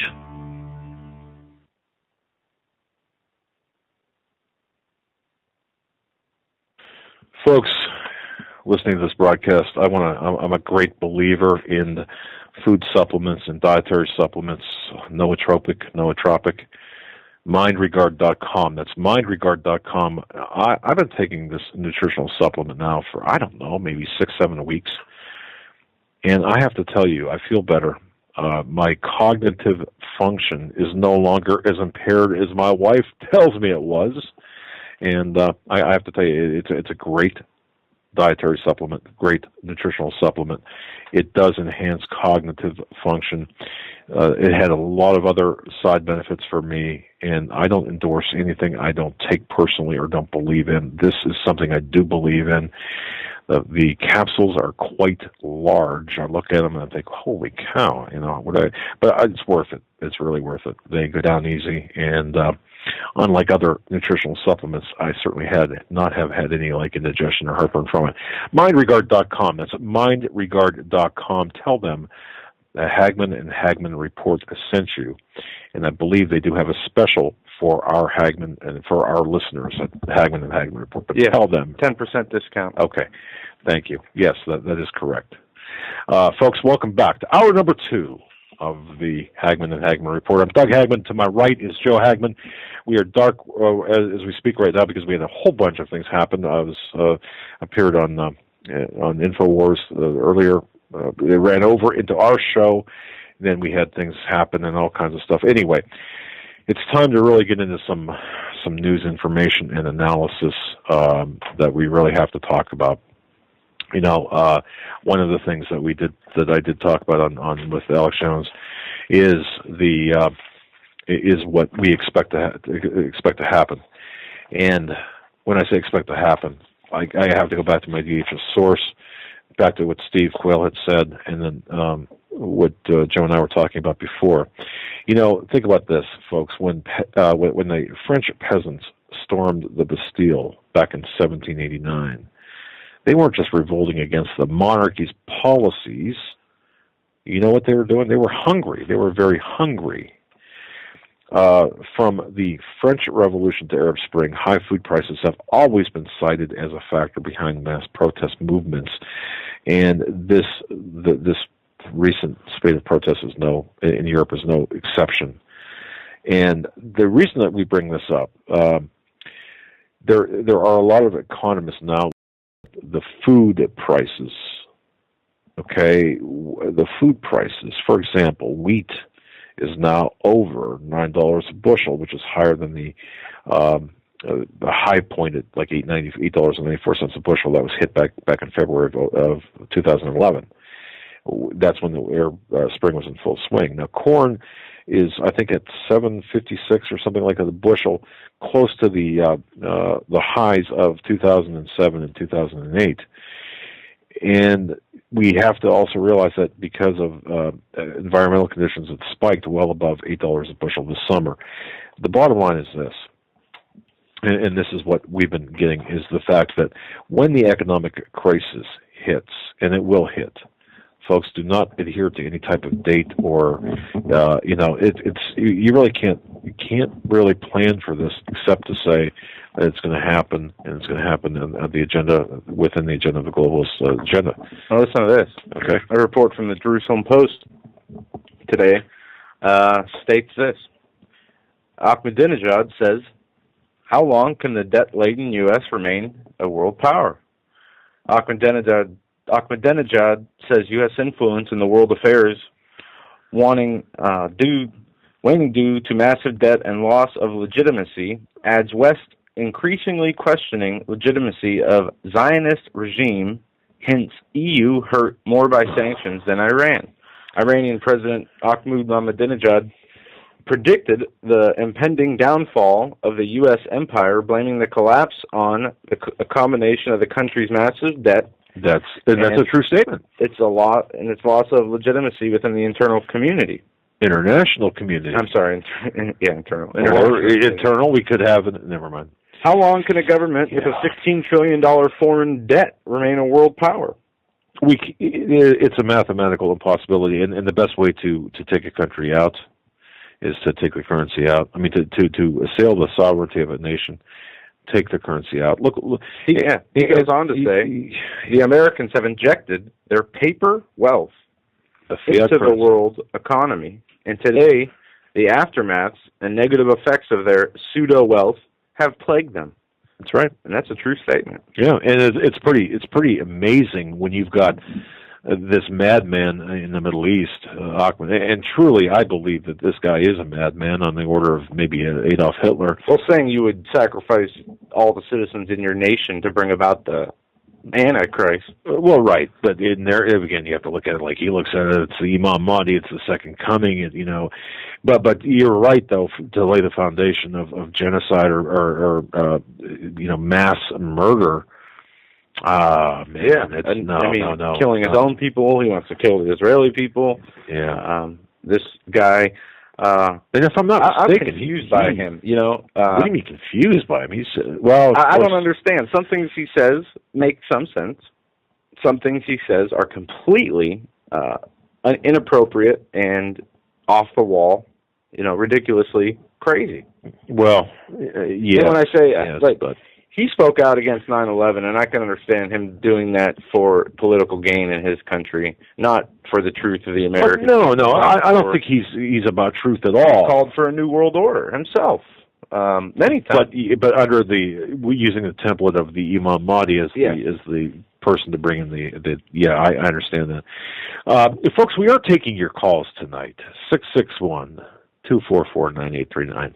That's 661-244-9839. And I do believe we have had somebody on hold for a while. Yeah, they dropped off. We apologize. I'll tell you what, if you have comments, questions, or you would like to bring up a topic, give us a call, 661-244-9839. And we will do our best to not delay, get right to you and talk with you about whatever is on your mind. Hopefully it'll be clear tonight, the sound issues. I think we've pretty much, I'm going to cross my fingers to say, I think we pretty much, with the help of the Christians United Broadcasting Network, have got those taken care of. And now, I did receive notice from Canada Free Press, or I got an email from Canada Free Press. It's interesting, folks. If and I'm not sure you recall. Well, of course, again, I was on with Alex Jones talking about this today. But from our conversations, ladies and gentlemen, yours and our conversations on the HAGMANN and HAGMANN report, World War III is going to start in Syria, and the Benghazi operation was an arms-running operation. Well, Judy McLeod from Canada Free Press sent me, let me just double-check here. Okay. Sent me an article written by Claire Lopez. And here's what the article says in brief. The day after the big Romney-Obama debate, as media and politicians were engaging in the usual after-action assessment frenzy, some of the most important issues surrounding that attack remain unaddressed. Now, it matters a great deal if and when Obama told the truth to the American public about the terrorist nature of this attack. And it matters also why the Department of State refused to repeated pleas from its own diplomats in Libya for more and better security. There were calls for better security prior to this attack that went unanswered completely. But here's the deal. During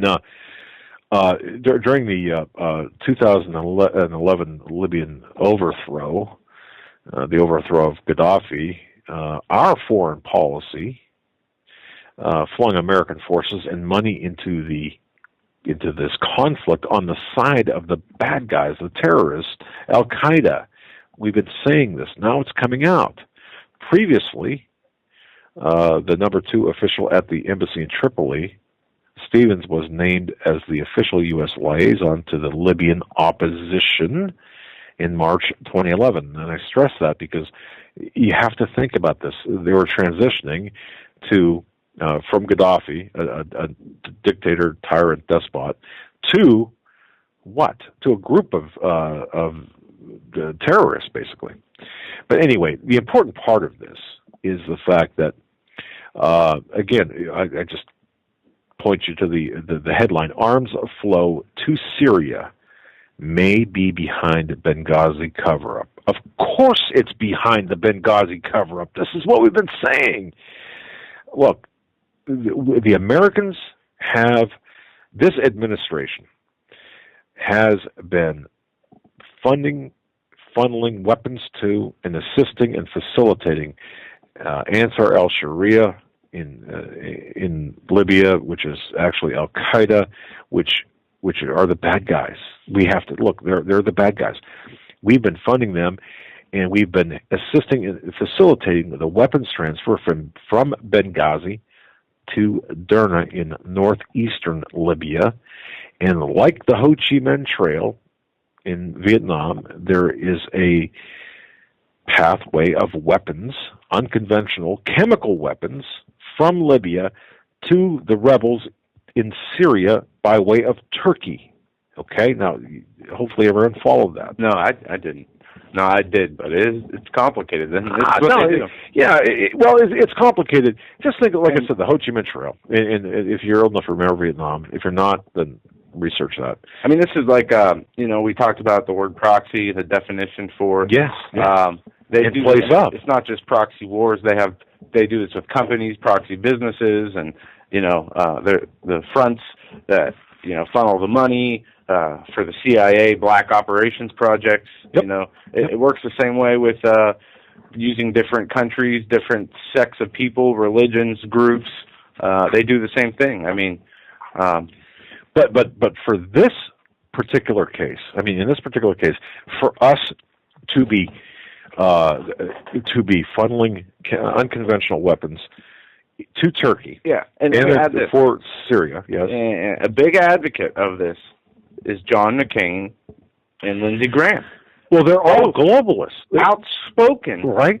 Yeah. On the NDAA, saying anybody who's even suspected of helping associated forces of Al Qaeda will be imprisoned indefinitely without. Well, they better turn themselves in then. Yeah, because that's exactly what they voted to do or agreed to do in private. So they are definitely the globalist spark plug behind this operation. So, but folks, think about this. Again, 90 minutes before before the attack and the death of our ambassador, the Turkish Consul General was meeting with Stevens in Benghazi. Well, why Benghazi? Why not Tripoli? Well, Stevens was in Benghazi because that's where the weapons were. Benghazi is like a weapons depot. The entirety of Libya is like a weapons depot, but Benghazi is the point of depart, or point to ship the weapons off to Derna, and from Derna up to Turkey, or via Turkey to Syria, to the rebels' hands in Syria. And Russia told the Obama and Clinton, hey, knock this stuff off. We do not do this because Syria is actually a buffer against protecting against the infiltration of the Muslim Brotherhood into the Russian Federation of States. And we don't want, Putin said that we don't want the only area of states, of federated states, to become a battleground or to become uncontrollable and interrupt the free flow of oil. And by the way, folks, this is because the dollar is attached to oil. This is exactly what the globalists want. They wanted. This was an attack on our dollar. This had multifaceted reasons, purposes. One was to ignite the region. The second is to bring down the dollar by disrupting the free flow of oil in the area, thereby taking the dollar out of the equation. This is what it was all about. And for Russia, they did not want to lose that energy corridor, that oil, coal, gas corridor created by the Stand countries, and that would have taken place, or will take place, when Assad is taken from power. So this is a global chess game. But people aren't getting it. The mainstream media is not getting it. Man, it's frustrating. You know who got it? Alex Jones got it, because his sources were saying the same thing. Yeah, and thankfully, the truth is getting out there. But Obama has got blood on his hands, and he also has gunshot residue on his hands, obviously figuratively speaking, or bomb-making materials on his hands, because this is the agenda behind these globalists, of which Obama is one of them. Wow. Yeah. So I just wanted to bring that out, because the fuse for World War III has been lit. America, the dollar is in, folks, the dollar right now, it is we are about ready to lose it. One time, the moment that we lose that free flow of oil, the dollar is going to tank. If it doesn't tank first from the mathematical certainty of the debt, we've got all of these attacks being made, and we, the American people, are going to suffer because of it. Yeah, we've got to get this out. And here's the deal with the FEMA camps, with the refugee centers. Think about this. You know, people say, oh, look, they don't exist, or if they do, this is for the good of the country. Look, we'll feed you. We'll feed you. No, The globalists are going to starve us. They're not going to feed us. They're going to starve us, because what is the price going to be paid for the food? You want food? Come to the camp. What's the price? Is it going to be your life? Is it going to be your guns? Is it going to be your firstborn? What's it going to be? It's going to be something. There will be a price that will be paid, because people will riot. There will be chaos in the streets. Look, Rodney King riots, 1992, 6 days, 53 people died. 53 people were killed in 6 days. The Los Angeles riots in 1992. 2,000 people were injured in $1 billion in property damage, all because of one single verdict. What do you think is going to happen? What are we being prepared for right now? Welfare has soared 32% in the last 4 years. It costs over $1 trillion a year. Jobless claims rise the most in 4 months. Under this president, for every $7 brought in by the government, they spend 11. This trend is dangerous. You think? And as we told you yesterday, the UN put out a report stating that the world reserve for food, the world food reserve, is at an extremely low and dangerous level. So what does that mean? Type of further disruptance in crop growth, right? In the supply and demand chain, or the movements of these crops and food to different areas of the world, could create a huge, massive problem, which is what you talked about, the starvation. Food will become a weapon, and that does comport with what you said about the globalist people. Look no further than Henry Kissinger's Memorandum 200 from 1974, where he says they will use food as a weapon and a tool to depopularize the world. How can we be so blind to this? How can the mainstream media, how can these reporters, how can these anchor people, I don't care who it is, I don't care if it's CNN, Fox, MSNBC, how can they be so evil, blind? I don't know what it is. I know how.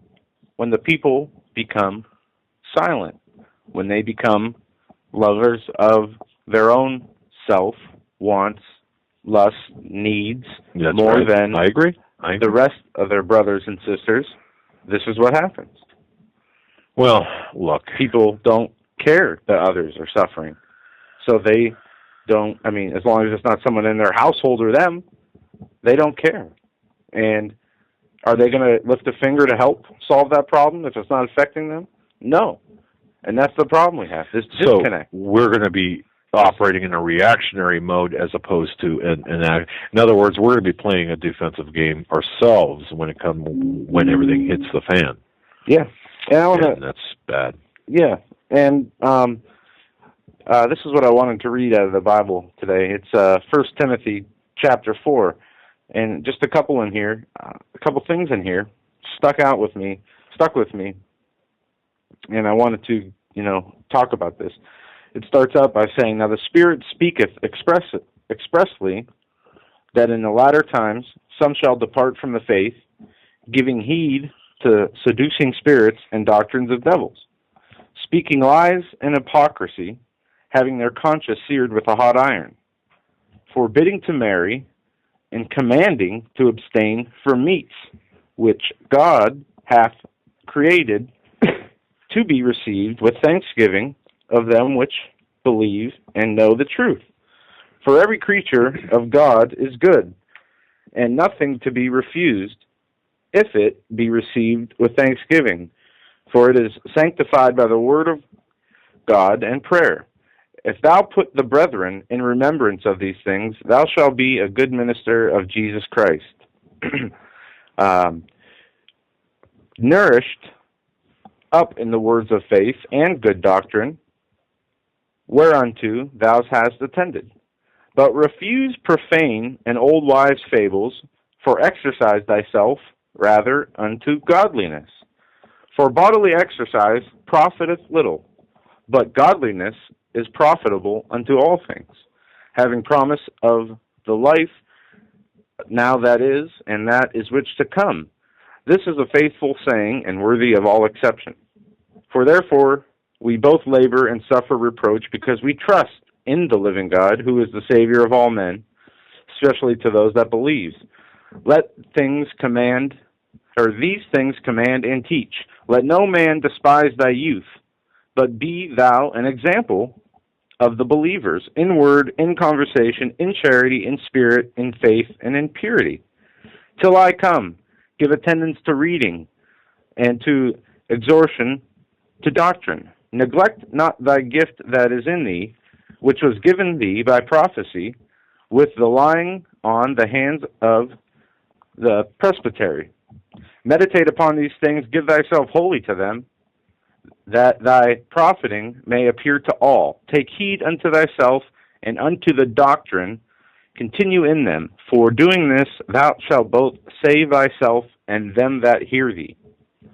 Now what stuck out to me, a few things. One, they talk about the children and how we need to be an example for the children, leading them in the right direction. This goes back to what I talked about earlier. This generation of parents who themselves are so involved in their own self, their own life, their own wants, their own lusts, their own whatever it is.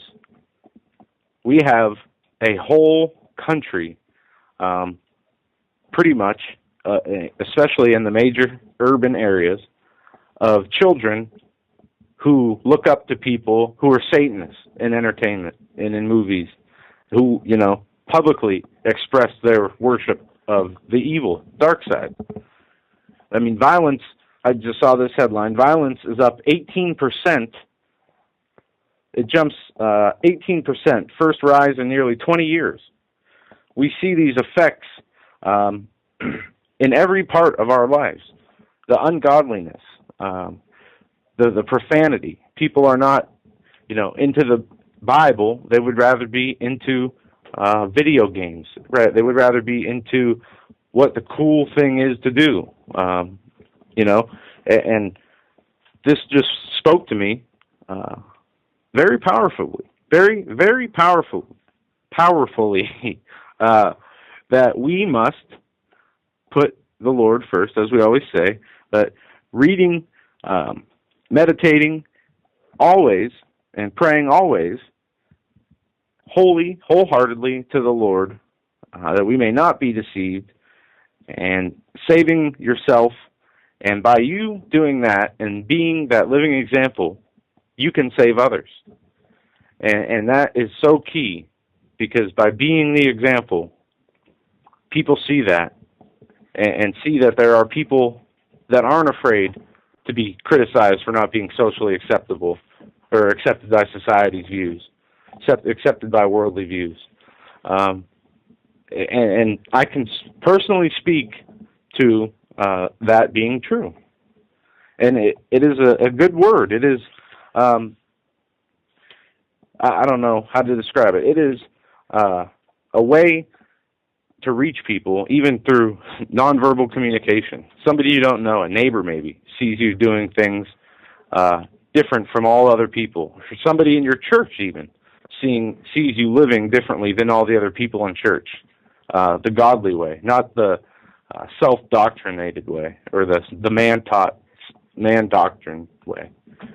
It has long-reaching effects, far beyond which, you could save a whole city and not even know it, just by one person catching the example and getting into the Word.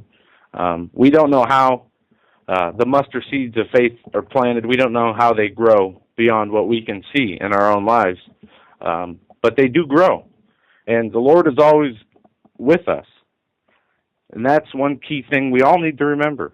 We just need to seek Him. He is there, and He will never forsake us.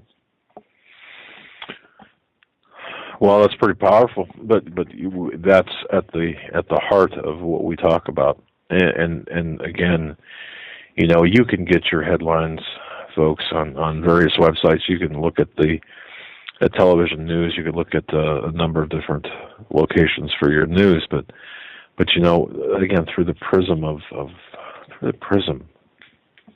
the Bible and Scriptures, that's where we're at. I mean, that's what we've got to get. We've got to make that connection, and we've got to maintain that connection. Once we get it, we've got to maintain it, and it's not gonna just grow on its own. We have to work at it. Yeah. And we've got to be an example for our children. We've got to be an example of morality. We've got to be an example of integrity, because at the end of the day, the integrity is all you've got. Yeah. Character is all you've got. For you come into this world with nothing, and you will leave with nothing. So what does it gain for you to heap treasures of earthly things? That's at the cost of your eternal life. Yep. Or pride, prideful things, boastful, building yourself up instead of giving the glory to God.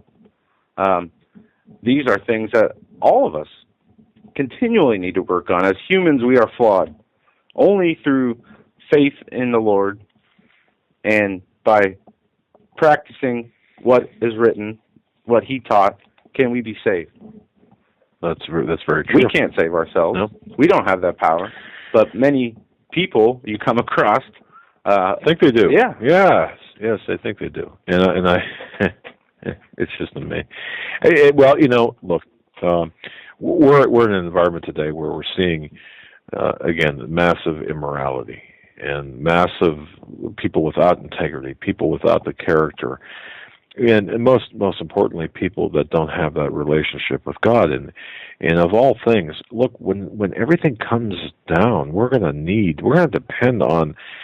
There's going to be the passage in the Bible where it says that their hearts will fail them.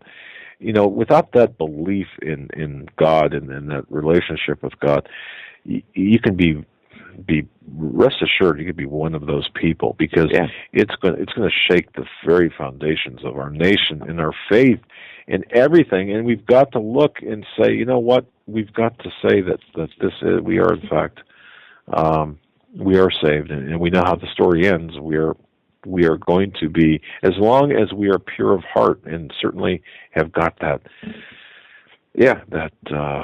personal relationship. And it's not easy. Like I said, it's not easy. It's not easy to talk about sometimes, because it's intangible, I suppose. It's inchoate. It's nebulous in some ways, but you've got to hone in on that, and you've got to really go for it. But anyway, I wanted to mention too, because I mentioned about Joe. You mentioned you talked about the that speaks to immorality. Did you know that only 3.4% of American adults really identify as being lesbian, gay, bisexual, or transgendered? So 3.4% of American adults. Yet you've got this massive campaign by media, by television shows that we see, by everybody to cater to this 3.4%. And this is from a Gallup survey, a recent Gallup survey. So there's about I don't know what that comes out to based on a number of people. I don't believe that's significant. But you've got the minority as vocals now saying everything is normal. This is normal. No, it's not normal. The facts, the statistics, the numbers don't even bear it out. So, any type of attempt to correct or right or go back to the proper family structure as God intended it, you would be called biased. You'd be called homophobic.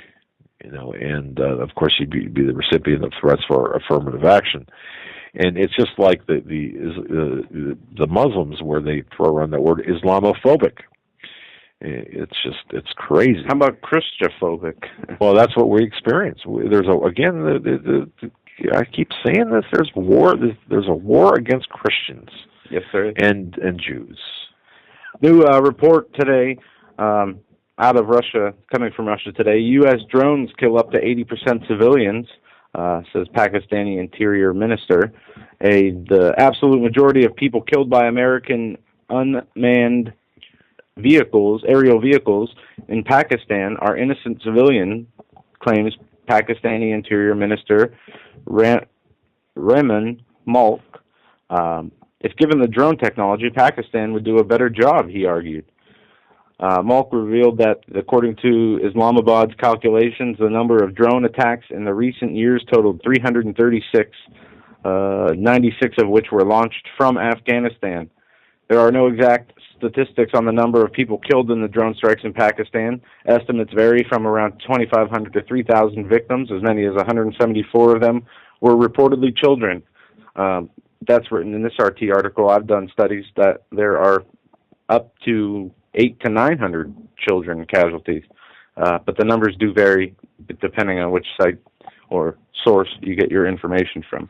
But it does not, either way, they are killing 80% civilians versus 20% militants. And we can argue militants are designated by the government. They could be a civilian. We don't know. What evidence is against these people that are killed? Where's the due process? Right. Look, I understand about war, but still. How long till this is happening in America? Oh, you're going to see it happen in America. Yeah, I guarantee you're going to see it happen in America. Yeah, it's just sickening. And I talk about the drone war as much as I can. This is the president using powers beyond his authority, launching wars without approval, without calling them wars, and killing, bombing multiple nations without congressional approval, without evidence, without the due process. And it just further shows the level of lawlessness that runs this country. And what can you say? That's... It's sad. Folks, give us a call if you'd like to weigh in. We're coming up against the top of the hour break. We'll have the whole third hour open phone lines. 661-244-9839. 661-244-9839. If you press 1, it'll cue us to the fact that you would like to speak with us. And I see Vernon is on hold. We'll take your call at the top of the hour. Yeah, hang on, Vernon. We will go to break here in a second. Another headline that caught my attention. In an interview, Secretary of State Hillary Clinton says she can't stand whining by women who are unhappy with work and family choices they've made in their life and complain that they have no options. In this interview with Marie Claire, they were discussing a former director of policy and planning of the State Department, Anne Marie Slaughter, who left in 2011. This summer, Slaughter wrote a much-discussed cover story in The Atlantic, Why Women Still Can't Have It All, about leaving her job because of the direct difficulty in balancing her work at State with the needs of the 2 teenage children she has. I can't stand whining, Clinton told Marie Claire. I can't stand the kind of paralysis that some people fall into because they're not happy with the choices they've made. You live in a time when there are endless choices. She goes on to say a lot of other things, but really, Mrs. Clinton, endless choices. When we have a government that is mandating we do X, Y, and Z, taking away our constitutional rights, raising taxes, putting us in debt to the point we can never pay it back, when households and families are being hurt because we need both the husband and the wife to have a job just to have what normal families would have had, 40 years ago with a man's income. This is all by design, the way this has happened. And it's sad to see, if women want to work, obviously, and can do so, that's great. But this goes to the heart of destroying the family.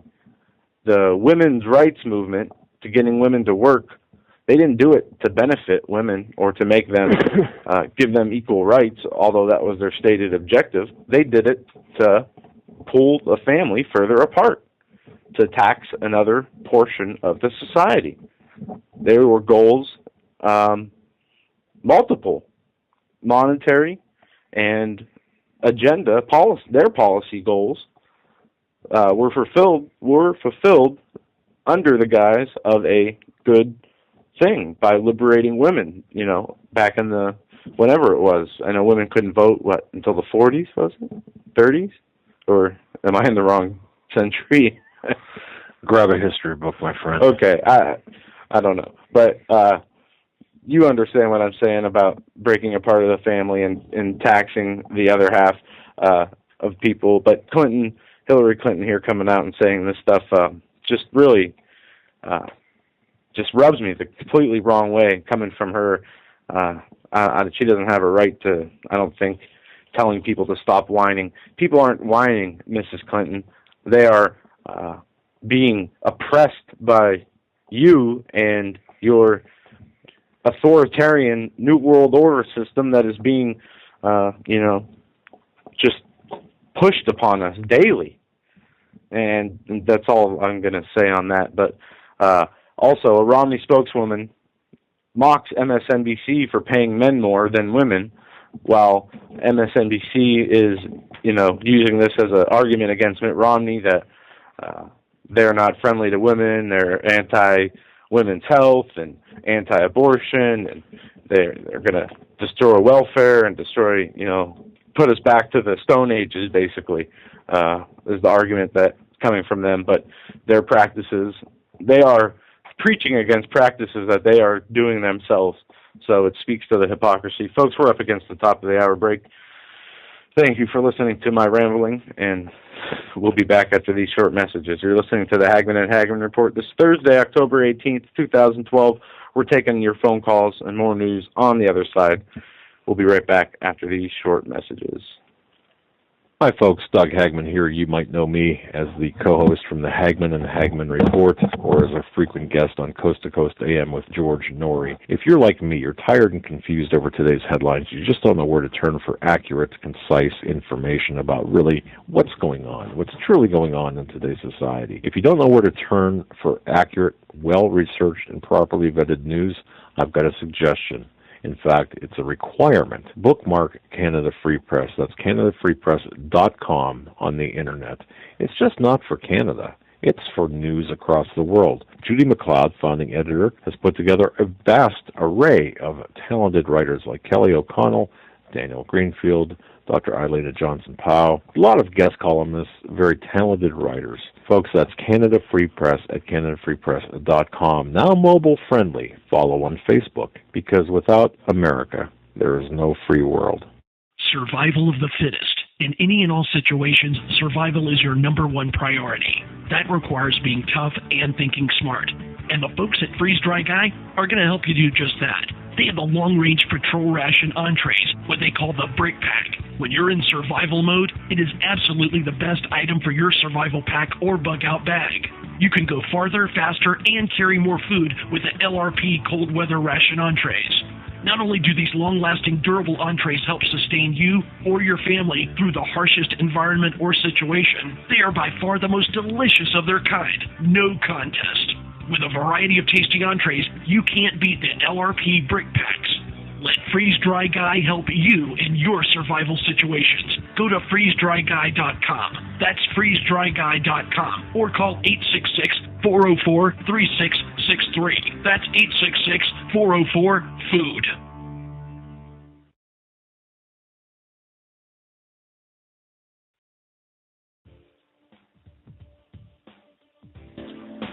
Hold on to your seat. The Hagmann and Hagmann flight is now taking off.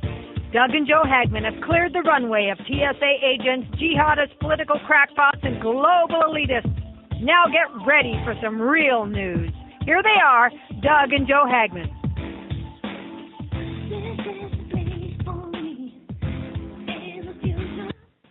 And welcome back, ladies and gentlemen, to hour number 3 of the Hagmann and Hagmann Report.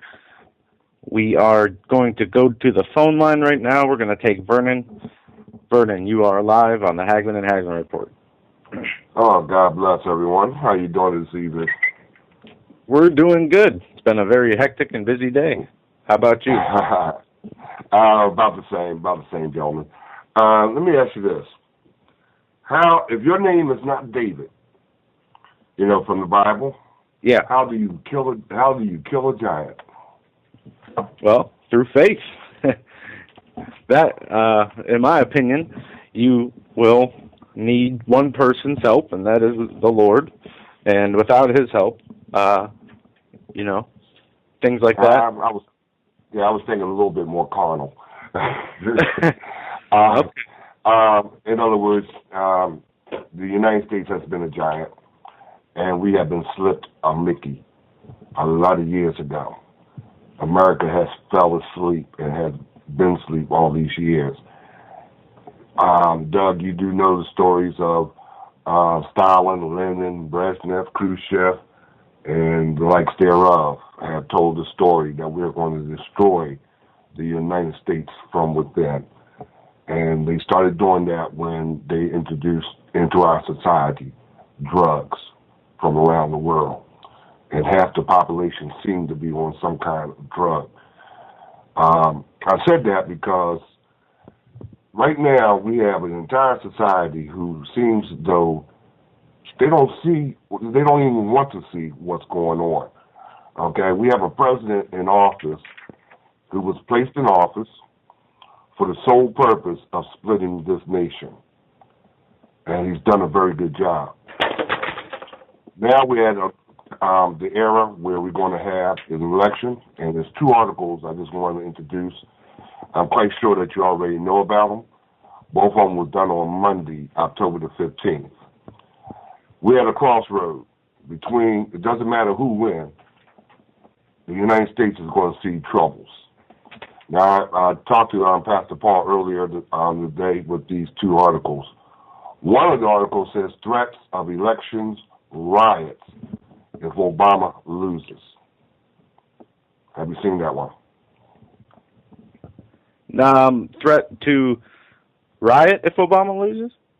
Yeah, threat, you know, if Obama loses, there are threats of riots. Yeah, threats of riots. We've seen the assassination the calls to assassinate Romney if he wins. Right. And also 14 U.S. governors prepare state militia defenses to be ready against Obama's rogue federal forces. Okay? The reason why I'm bringing it up, because I had an additional thought, because Pastor Paul asked earlier, like, well, you know, who's going to do the rioting, you know? And I remember back in the 60s, Doug, I know you do, when all the rioting was taking place.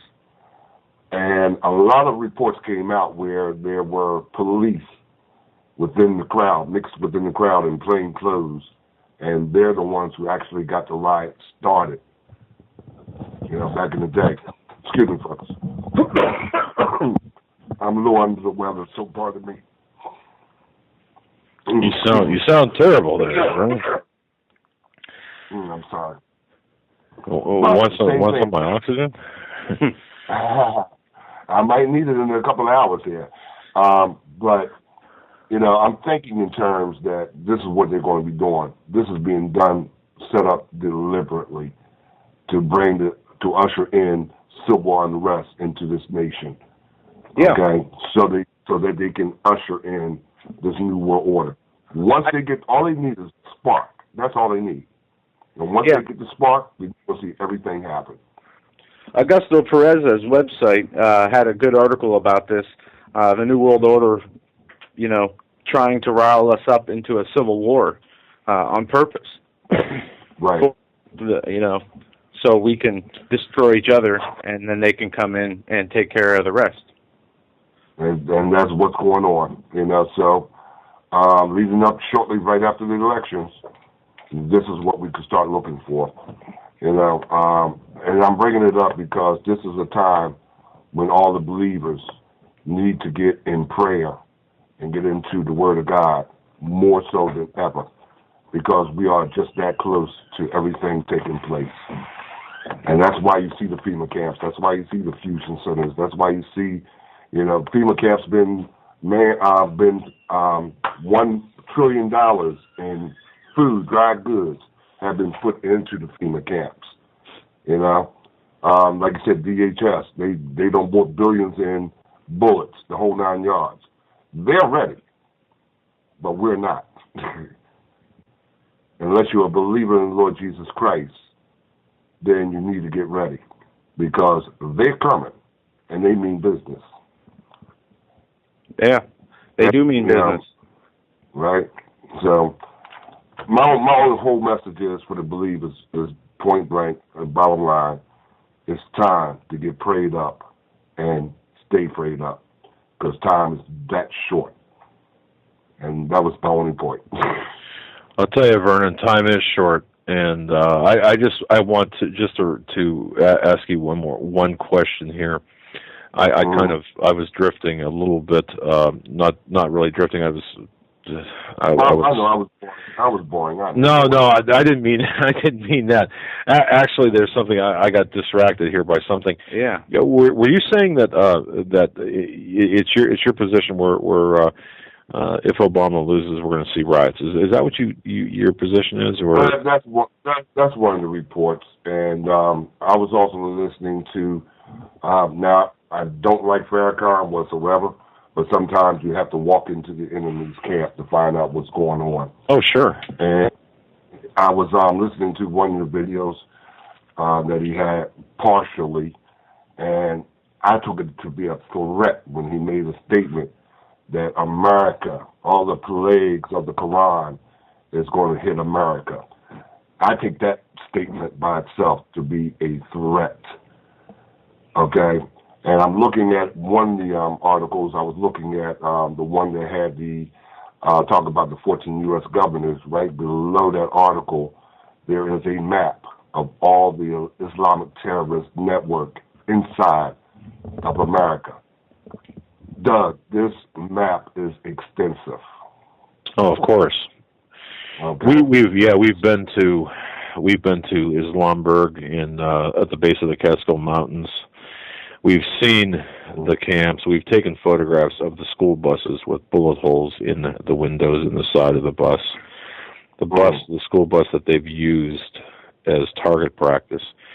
And then after reporting it to the FBI and after being cited in the regional organized crime news reports, we then find the FBI breaking bread with the very terrorists who are practicing these drills to take over, to kill, to maim, to cause civil unrest.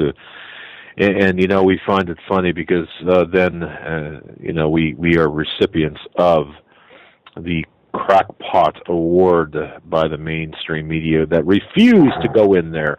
Fox 5, they went in there and of course did what they could. But barring any evidence of gunfire, while they were there, we're fighting an uphill battle, Vernon. We really are, and I'm afraid that we're not going to win. Well, we already know in Scripture, right after the rapture takes place, there will be a one world government. There will be a one world church. There will be this one world economic system. Yes. And everything that you're seeing going on is just the makings thereof. What tells me how close we are is these riots that either way it goes, we're going to be in civil unrest. So it just tells me how much closer we are to the kingdom. And also what's going on in the Middle East tells me how much closer we are to seeing the Lord Jesus Christ come back. But we as believers have to be steadfast. And if anyone get a chance, and I'm going to hang up with this because I'm not going to hold up, but for all the saints out there, go on YouTube, look up a song called Hold On, Old Soldier by the Mississippi Mass Choir. It'll be very inspirational for you. Beautiful. And that's all I have to say tonight. But thanks for your time. And please, I'm going to ask you, Doug and Joe, if you can, next Thursday, if you could show up into the program, I'm going to have a little something special. And I'd like for you to be my guest. Next Thursday, we will mark that down. If you're available. You know what, Vernon? We'll mark that down. We'll see what we can do. Hopefully, we can accommodate you. Certainly, because you've got a great program. You've got the truth. You speak the truth, and we've got to stick together. We really do. 100%. All right. All right. Take care, man. God bless, and keep the faith, and keep looking up because the Lord Jesus Christ is very soon to come. Thank you, my friend. All right. And Joe, I was distracted. I want to thank Carrie, a listener, Carrie. I want to thank her. I was distracted earlier, just briefly. She pointed us to a YouTube video, and I'm not going to give this YouTube video any play. I'm not going to tell you who it is, but it's a man who is essentially threatening Paul Begley. He's threatening Steve Quayle. He's threatening Alex Jones. But that led me to another video and a more extensive hit list, if you will. And it makes, the best I can figure, I don't quite understand this, but it makes him look like, I think he's trying to tell people that he is the savior. Now, see, I'm not seeing what you're seeing. No, you're not, because you're across the room. Right. But I want to thank Carrie for alerting us to this. We will notify the proper authorities because there are some threats there, and this guy looks like he's a little bit off of his. The train is the buses don't run where he goes, apparently. So that said, that's why I was distracted. And the higher profile, the higher you get in terms of profile, the more exposure you get, the more people are going to be taking shots at you. And I remember this too. Before we go, before we change subjects, I remember this when we reported on the red list, or the list at TSA. They're keeping a list of names. If you speak out against the opt out, if you opt out, if you talk against the scanners, if you express any dissent whatsoever, your name goes on the list. Well, where does this list go? I don't know, but obviously Mr. Hicks knows. I mean, Mr. Hicks is part of the list. And I want to just let people. I want to let people know that I got more hate mail and more of the mainstream media saying that I was a kook from that one story than any other piece of any other article I wrote. I think, I don't know, but this is back in whenever that was, the opt-out thing was. And I've got to tell you, what are we seeing now? Well, of course, it's the embodiment of evil in these lists. There are lists being created. So, those of you who think, this red list, green list, blue, whatever colors are, there are lists out there. And chances are, if you are vocal against the government, your name is on there. I don't know. That's all I want to say. I'm just a little bit kind of twisted by this. Yeah, I see that. This. What is that, Joe? Is he the? I don't even know how to describe it. I don't even want to give the... I'm not going to get... Yeah, he says he's a savior. He's a savior. Okay. Anyway, we're going to go to the phones. We got some callers on hold. Let's go. We thank you for your patience. We're going to go to area code 443. Area code... Florida. Area code... California. Yeah. Area code 443. You're on the air. You got to turn your radio down or your audio down. Caller, you're on with the HAGMANN and HAGMANN report. Hello, caller. All right, we're going to move on. Yeah, we can't do that. Area code 281. You're live on the HAGMANN and HAGMANN report. That might be me. This is Sharon. Hi, Sharon. Hey, Sharon. Hey there. I'm trying not to sound so nervous today. Yeah, you're Today fine. I'm sitting in queue, and we got to do the Alex Jones thing again. And, Doug, I want to trust that y'all know, and that God could put you involved with that, for a reason I don't understand. And I'm not able to see the chat room erupt, but I don't believe Alex Jones is one of us. But that's not why I called. Okay. And Wellaware1.com today is fixing to expose who's his daddy. So, it just makes me a little bit nervous. Wait a minute, who's my daddy? Or is in agreement. Huh? Hold on a second. Exposing who my daddy is? No, insinuating Alex Jones' father. Oh, okay, is, yeah. Buying into the, I'll let you check it out. That wasn't my topic, but, it's a real issue with me. I heard you say last night, let's not get hung up on that, but I a little bit am. But I'll go back to my main topic. Okay. Okay? Yeah, sure. Okay. So, I'm traveling today from Northwest Houston to Corpus Christi, and I was really surprised to see a new Texas Army Training Center on the freeway. Okay. So what I see there... But no, go ahead. I sent you some pictures because I thought I'll check it later, but I thought go back right now and take some pictures of that because it's new and it surprised me for one thing. But there's a row, I don't know, 50, I don't know, the row is so lined up perfectly of these green beige, 10-wheeled, large Army vehicles.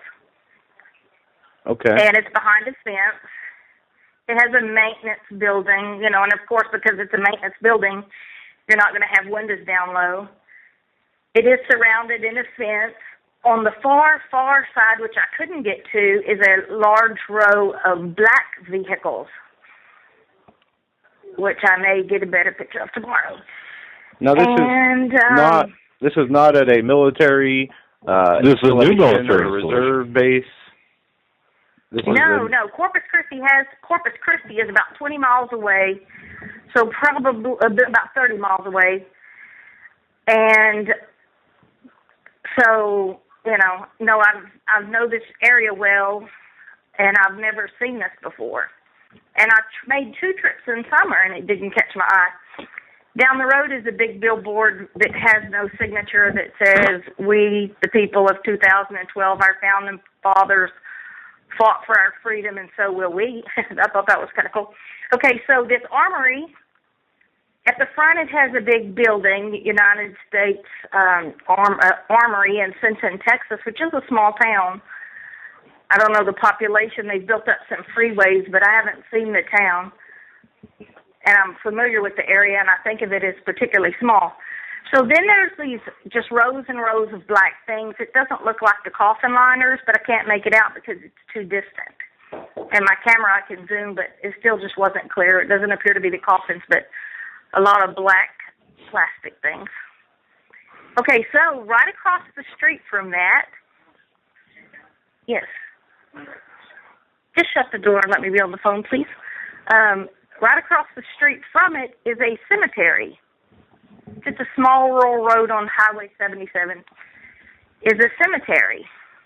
Well, that's probably normal in a small town. I pulled down the road just thinking, I want to see if there's anything else, interesting down this road. And what would there be but the police? So, okay. I was like, don't look at him. And I'm not going to take a picture of the police. And so, there's a school back in that area. And so I turn around and pass him. He's turned around and passed him again. So I don't want to be too conspiracy theory minded, but it just struck me as really surprisingly new. That's all. Okay. All right. And okay. Were you kind of getting the feeling that police officer there was kind of acting as a security guard type thing for this installation? Or? It just surprised me because he was parked on the side of the road, okay. At the end of the road. But, if you make the corner, you go into a school with some athletic activities going on outside. So, he, could just be involved in his community. It did seem odd to me when I turned around. He had turned around was facing another way. So he's probably just a, small town policeman, but it was still kind of shocking to my already surprise. There's right. One little road there. There were no vehicles at this armory, no standard vehicles. Well, different states have armories, but you're saying this is new. It's stocked with brand new vehicles. It's out of place. That's what I'm getting from this. Is that about right? Yeah, that's absolutely true. And okay. I had mentioned and it's on a railroad track, which is a little bit past it, the train track, which runs all along Highway 77. Okay. It curves in a little bit to go in behind this, but it's positively on the train track, or very coincidentally close based on the information we have. Now, I showed you before where Coastal Bend State Cemetery in Corpus Christi which was a large plot of land bought up by Koch Refinery, the Koch brothers, and it's called Coastal Bend Cemetery. And the way I heard of this had to have been divine, because I don't watch the Alex Jones or listen to him, but I happened to hear him say that area of Corpus Christi, that's a FEMA camp. That's what that is. Well, I'm very much from Corpus Christi with 18 years there, so, I know exactly where he was talking about. So the next time I made the trip, it caught my eye. And I have looked it up online. You can see the cemeteries, and I don't know that I can gauge 50 miles, but because Fenton is followed by Odom, circled around into Corpus, this could all be connected in a sense. There's also a large windmill factory out there.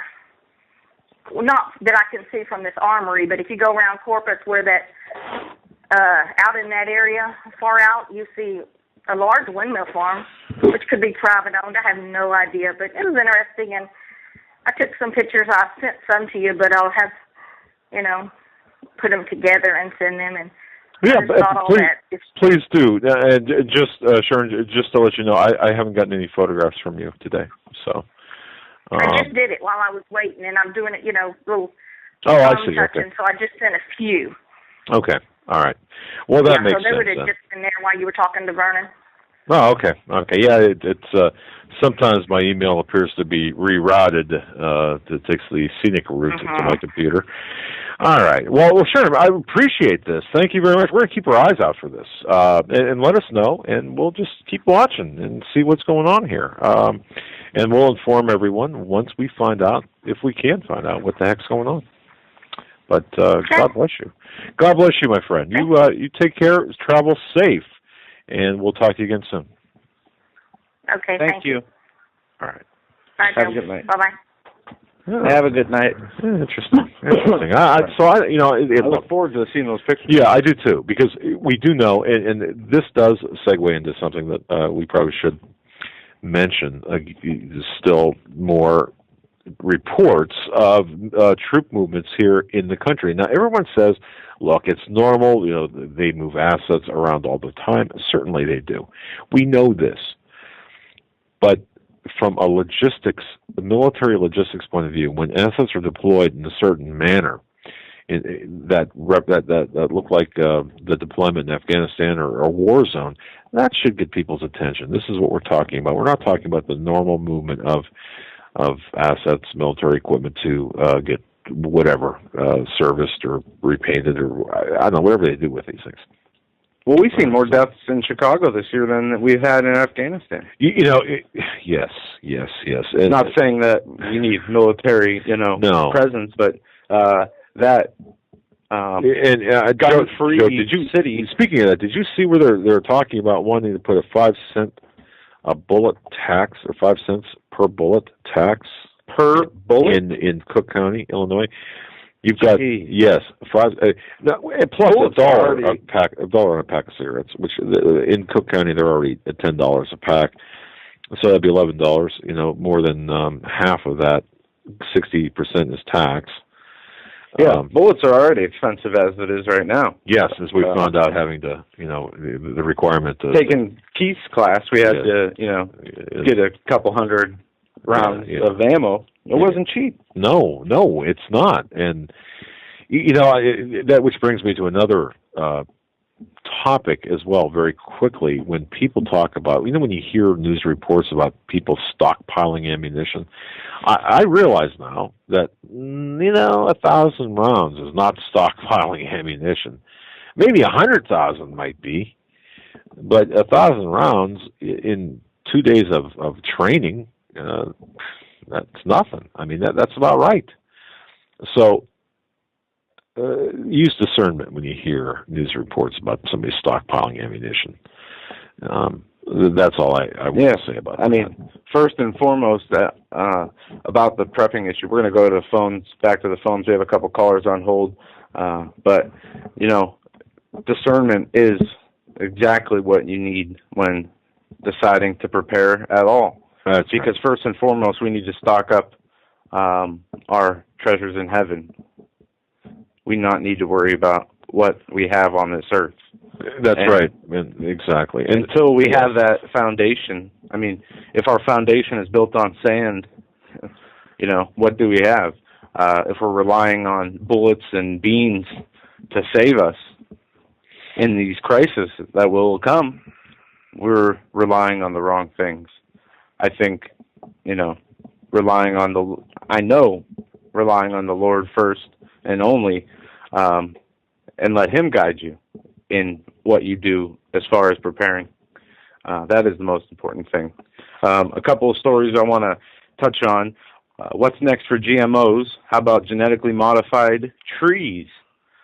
Also, 25 signs the last days of America is here. Well, before we wait, get into and just one thing. I just want to say, Sandy, I want to say thank you to Sandy. Thank you, Sandy, because you're talking about the genetically modified organisms, trees, and what have you. Sandy sent a link that has to do with the origin of DNA corruption. Yeah, which is relative to GMOs. But I've been looking into that today a little bit, and also I was looking into the Jesuit Vatican, because we've received a lot of emails about that. Right. And that's some interesting things I found. It's about a year's worth of programs there. Yeah, we're going to have to do we're going to have to do a program on at least part on this Jesuit thing, because I found their oath, and it is pretty appalling. I mean, they say, basically, they do say to fulfill the orders of the Pope, that they are going to. Well, right. They will kill even the fathers, the mothers, and they even say in the oath they'll smash a baby's head, the kids' heads on the wall. Well, anybody who does not give the authority. Because now I'm going to get. I'm not. No, I'm just saying. This is what I found today. I mean, I know. I know. People asked us to look into it, so I looked into it. No, and we should, as well. We should, but leaving that statement hanging is going to be. I'm not condemning the Catholic Church. I'm just saying that there is a faction of people, just like inside of our government. There's a faction of people that are not doing the better humans and to better help people. Right. And we'll leave it at that. Yeah, but yeah, more to come later. We do need to research, and we do need to expose certain things with respect to that. Yes, we do. So, okay, go on. All right, we're going to go to area code 423. 423, you're on. Try this again. HAGMANN and HAGMANN report. Hey guys, this is Carrie. Hi, Carrie. Carrie, can you hear me? Yeah, we can hear you. Okay. Hey, I'm also Celie White in the room, but my name is Carrie, and I just wanted to call and touch on the reason why I sent that vile video from YouTube with, we won't even say what he says his name is, as you stated earlier. I didn't even watch the whole thing. When I got to the part where he said that he would be building the road to Zion, to the real heaven, and what have you, I sent it to you and also to Steve Quayle, and Steve Quayle sent back, he's another mouthpiece for hell. And the reason I'm calling is just to let you know I do not condone or, it makes me sick that people are making videos like this. But that is the reality of the days that we are living in. And as Joe so eloquently stated just before I came on, we live in a time that real discernment is an absolute necessity. And if we are not seeking discernment in everything we do, say, touch, feel, hear, we're going to be in real big trouble, because we are in the midst of the biggest spiritual battle of our lifetime right now. I'll give you a short, brief history. We got caught up in the debacle, the mortgage crisis. Mm-hmm. We bought our house in 2002. We owned it for 7 years, never had a late payment, always paid, not always, usually paid extra on our principal, trying to pay it down. In October of 2008, my husband lost his job. And prior to that, in the spring of 2008, we were with Countrywide. Our mortgage was with Countrywide, and they sold it to Citibank. And I called them up and said, oh, wait a minute, you can't do that. And they said, oh, yes, we can. Well, our fixed-rate mortgage, Oh, yes, they can. Hello? they certainly can. It did. and they certainly did, and our payments went up and up and up, and almost doubled in less than a year, and consequently, we turned our house over to an investor rather than have the blemish on our credit and said, here you go, good luck with it, and walked away. We bought a tent, and we sold everything we owned. We had a 2,200 square foot house. We had, almost 23 years worth of accumulation. We kept 2 Rubbermaid tubs, bought a tent, an air mattress, a camping stove, a lantern, packed our 2002 Mitsubishi, and lived, traveling the country trying to figure out what we were going to do in our early 50s. Wow. And I'll tell you what, God led us, into the desert and back out of the desert, and we learned an awful lot. I believe that honesty and transparency is the salve of spiritual healing. My husband and I were heavy drinkers for 38 years. 8 months ago, God took that obsession from us, and we are clean and sober and on the move for God right now because we have seen what Satan can do. And the great theologian C.H. Spurgeon said once, drunkenness is the devil's back door to hell and everything that is hellish. For he that once gives away his grains to drink is ready to be caught by Satan for anything. And I can attest to that. Now, we've gotten our lives back on track thanks to God's glory for taking us out of that nasty life. And my husband has a great job now. We rent a nice home now. We are doing everything we can to prepare in the short time that we have been awakened. I studied starting in the 70s, Illuminati, Bilderberg, Trilateral, that whole stuff I always kept my eye on since the 70s. But when I'm talking about the Great Awakening, it's the spiritual awakening that we're going through right now. And I believe it was Mr. Henry Groover that said there are absolute moral standards. There's 4 of them: honesty, purity, unselfishness, and love. And if we don't have all 4 of those going 24/7, right now, we're not going to be able to do anybody any good. And I think I've shared with a few people in there, too. I've got a 23-year-old daughter, and this is how I know this spiritual warfare is happening, and it's strong and it's real. I have a 23-year-old daughter that accepted Christ in the 4th grade and walked with Christ until she left our home and got married. She has since left her husband June of last year, walked away from a beautiful son who's now 4.5, and she is now claiming to be a pansexual.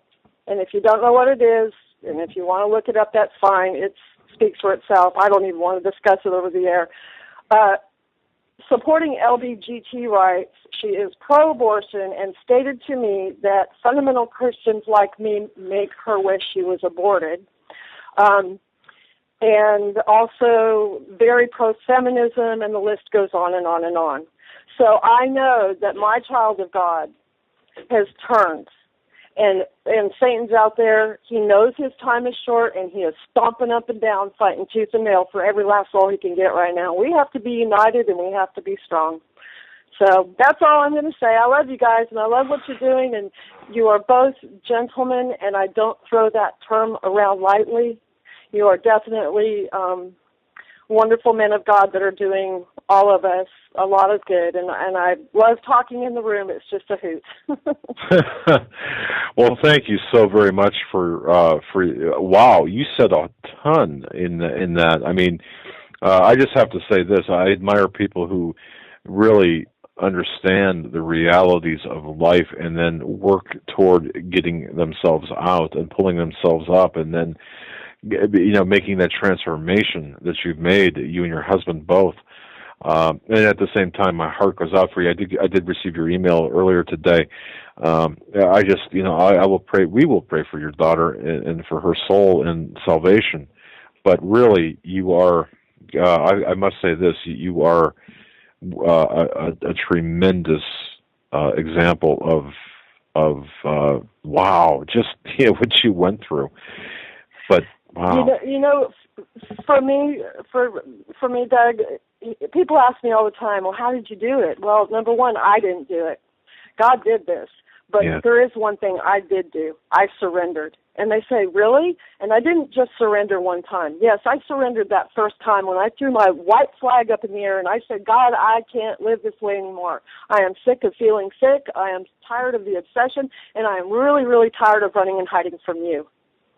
And when I threw that white flag up in the air, I felt God pick me up by the shoulders, take me off that wide path, put me on the narrow path, and say, listen, my child, I really need you right now because things are getting tough.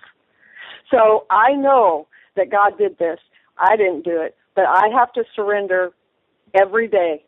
Sometimes it's like a prescription, take as needed. Sometimes I surrender 100 times a day. It doesn't matter how many times a day I got to surrender. It's your will, not my will, Lord. And every day I pick a scripture and I chew on it all day like you do a tough piece of jerky until it's all digested. And today it's Proverbs 16:3. Commit to the Lord whatever you do, and He will establish your plans. So that's all I got. Love you guys. Thank you so very much. God bless you. What a wonderful call, Joe. Thank you.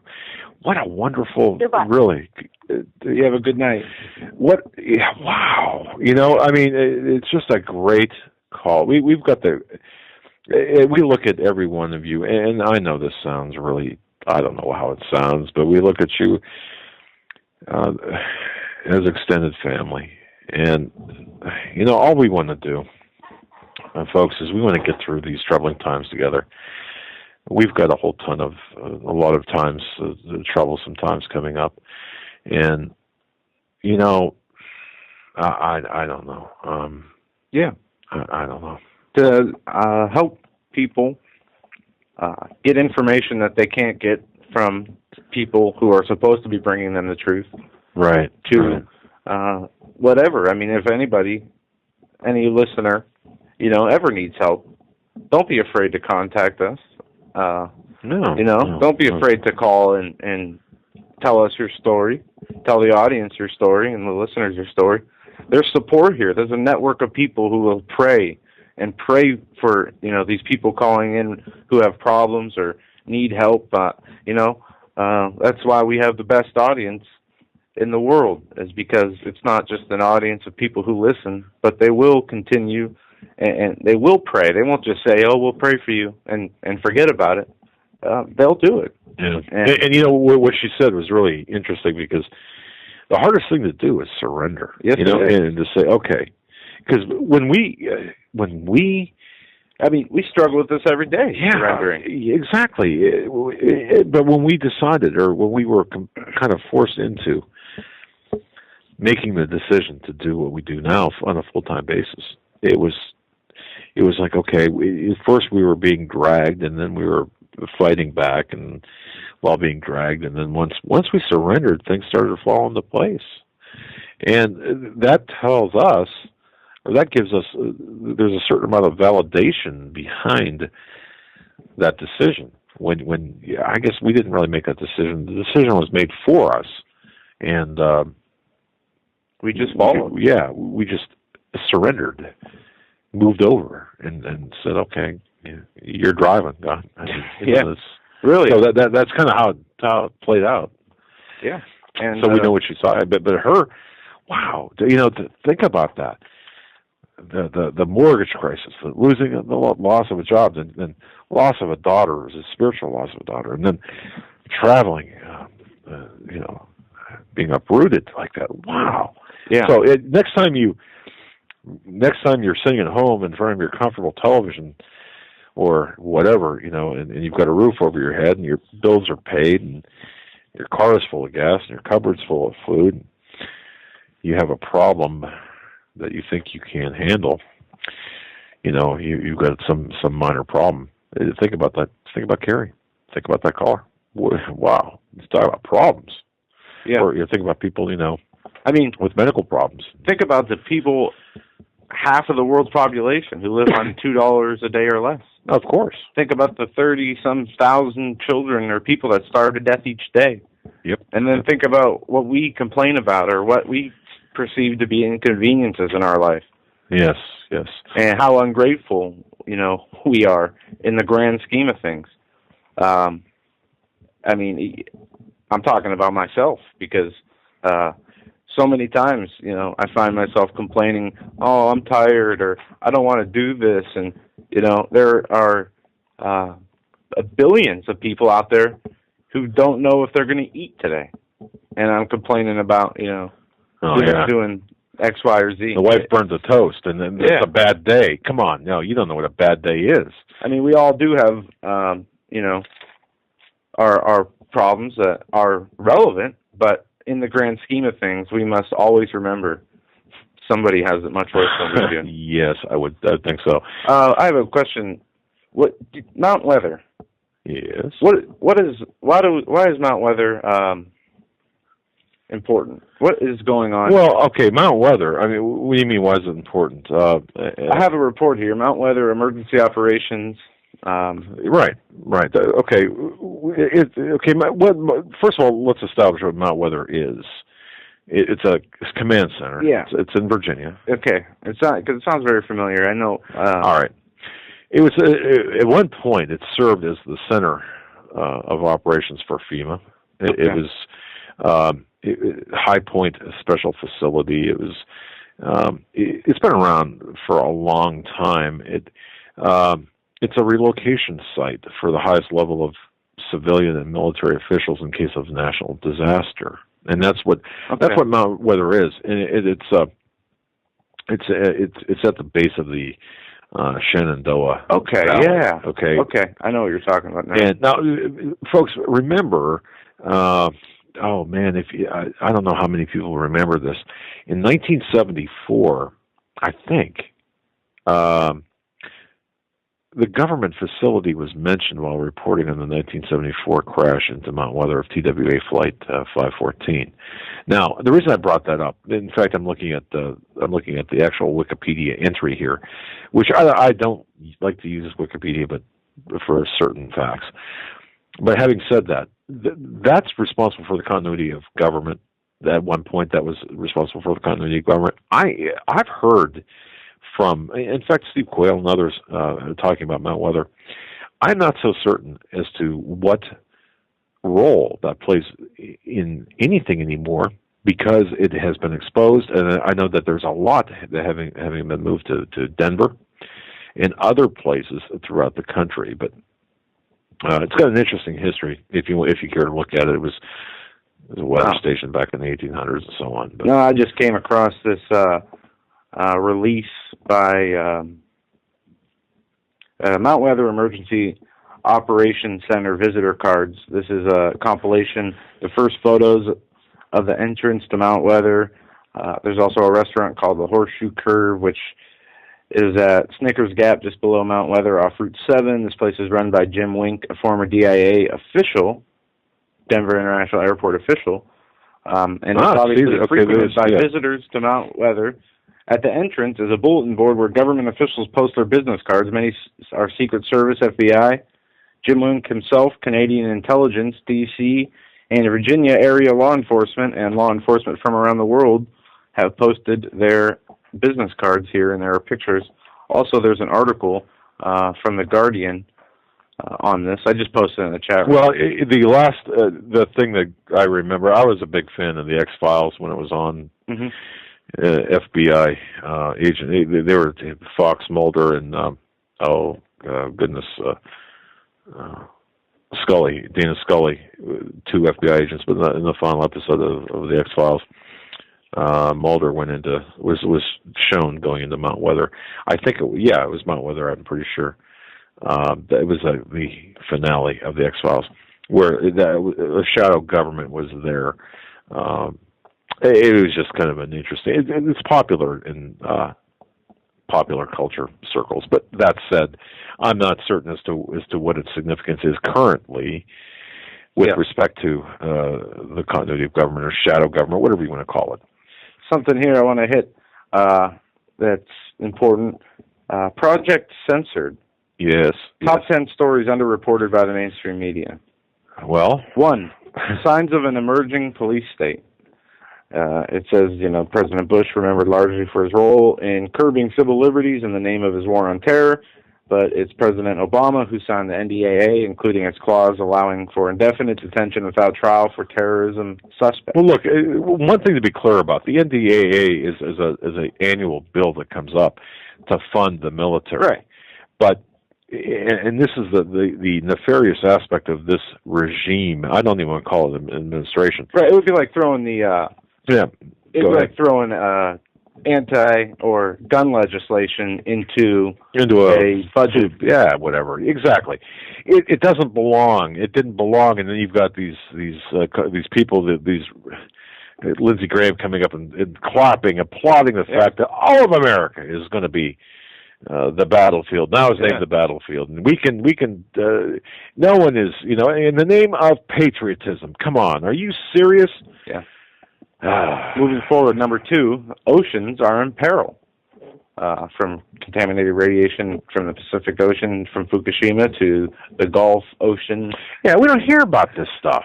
Also, not only that, the way that the water is much warmer in the northeastern part of the United States coastline because of the changing jet stream. The jet stream is off, or the Didn't John Moore talk about that? Yeah. And that's something that we have to look into because it is changing, and it is rapidly appearing to change, climates to a degree where, the water on the ocean, if you live on the Atlantic Ocean coast, East Coast, is, 20 degrees warmer than it should be this time of year. So, it's messing with fishing and all kinds of things, weather, et cetera, et cetera. Number 3, U.S. deaths from Fukushima. They say that on March 24, 2011, the task of collecting nuclear data had been handed off from the U.S. Nuclear Regulatory Commission to the Nuclear Energy Institute, which is a lobbying group. In one study that got a little attention, scientists Joseph Mangano and Janet Sherman found that in the period following Fukushima meltdowns, 14,000 more deaths than average were reported in the U.S., mostly among infants. Later, the number was updated to 22,000. Number 4, FBI agents responsible for terror plots. In 243 cases, an informant was involved. In 49 cases, an informant led the plot. And with 3 exceptions, all of the high-profile domestic terror plots of the last decade were actually FBI stings. Number 5, Federal Reserve has loaned trillions to major banks. We talked about this, foreign banks and the big 6 mega banks here in the U.S. Number 6, small network of corporations run the global economy. Well, I wouldn't say, I guess you can call it a small network of corporations, but it's more like a small network of families run the global economy. Number 7, International Year of Corporative, whatever that means. Number 8, NATO war crimes in Libya, and this is definitely a fact. Background knowledge and historical context confirming Al-Qaeda and Western involvement in the destabilization of the Gaddafi regime are also essential for making sense of corporate news narratives depicting the Libyan operative as a popular uprising. Number 9, prison slavery in the U.S. And number 10, H.R. 347 criminalizes protest. Officially called the Federal Restricted Grounds Improvement Act, the law makes it a felony to knowingly enter a zone restricted under law or engage in disorderly, disruptive conduct in or near the zones. The restricted zones include anywhere the Secret Service may be. Places such as the White House, areas hosting events deemed national special security events, or anywhere visited by the President, Vice President, and their immediate families, former presidents, former vice presidents, and their family members. And it goes on from there, basically stating, and we went over this, you can be in we'll just say a hotel, for example, and you're staying at a hotel and you don't know that there's a conference going on and, some former politician that has Secret Service with them is there, you're caught in an unrestricted or restricted zone, which is non-free speech. That happened to me. That happened to me in Pittsburgh. Kind of like the no-flies, Wade Hicks story, being put on the no-fly list mid-flight. It's like being, put on this federal restricted grounds out of the thin air, right? It's the drop of a dime without any knowledge or knowing you're doing anything wrong. This protesting bill, we talked about it a while back when it came out, but it definitely needs more coverage. I don't know if people have been arrested under this provision. I know protesting is a First Amendment direct assault. I was just going to say that. That's a direct assault on our First Amendment. Yeah. And people don't understand. They can't see it for what it is. And it's interesting. I just happened to, I was emailed something here. You know what? I'm not even going to address this. I'm just not going to go there. But you're correct. That is a direct result of our First Amendment rights. Yeah. And it's underreported. We probably should expose that. That's fine. Yeah, we probably should expose that. We need to. Yeah. Back to what you said about Comedy Central and Obama. Isn't that just... Obama to Jon Stewart. We weren't confused on Libya. Talking about how they had it right the whole time. And wait a minute. Say that again? Obama to Jon Stewart. We were not confused on Libya. No, they were just lying. Right. There was no confusion there. Obama rejected allegations of confusion within his administration following the September 11th attack of the consulate in Libya while taping an appearance on The Daily Show. You know what? I compare that to this. I compare that to you're a guy, you come home and you find your wife, or you're a woman and you find your husband. I don't care what it is. You find your husband in bed with another woman, and he looks up and says, "Who are you going to believe, me or your? I'm not doing anything. Who are you going to believe, me or your lying eyes?" Yeah, this is what he says. We weren't confused about the fact that 4 Americans have been killed. Here he says, I wasn't confused about the fact that we had a need to ramp up diplomatic security around the world right after it happened. I wasn't confused about the fact we had to investigate exactly what happened to get it fixed. And I wasn't confused about the fact we were going to hunt down whoever did it. But going back here, I wasn't confused about the fact that we needed to ramp up diplomatic security around the world right after it happened.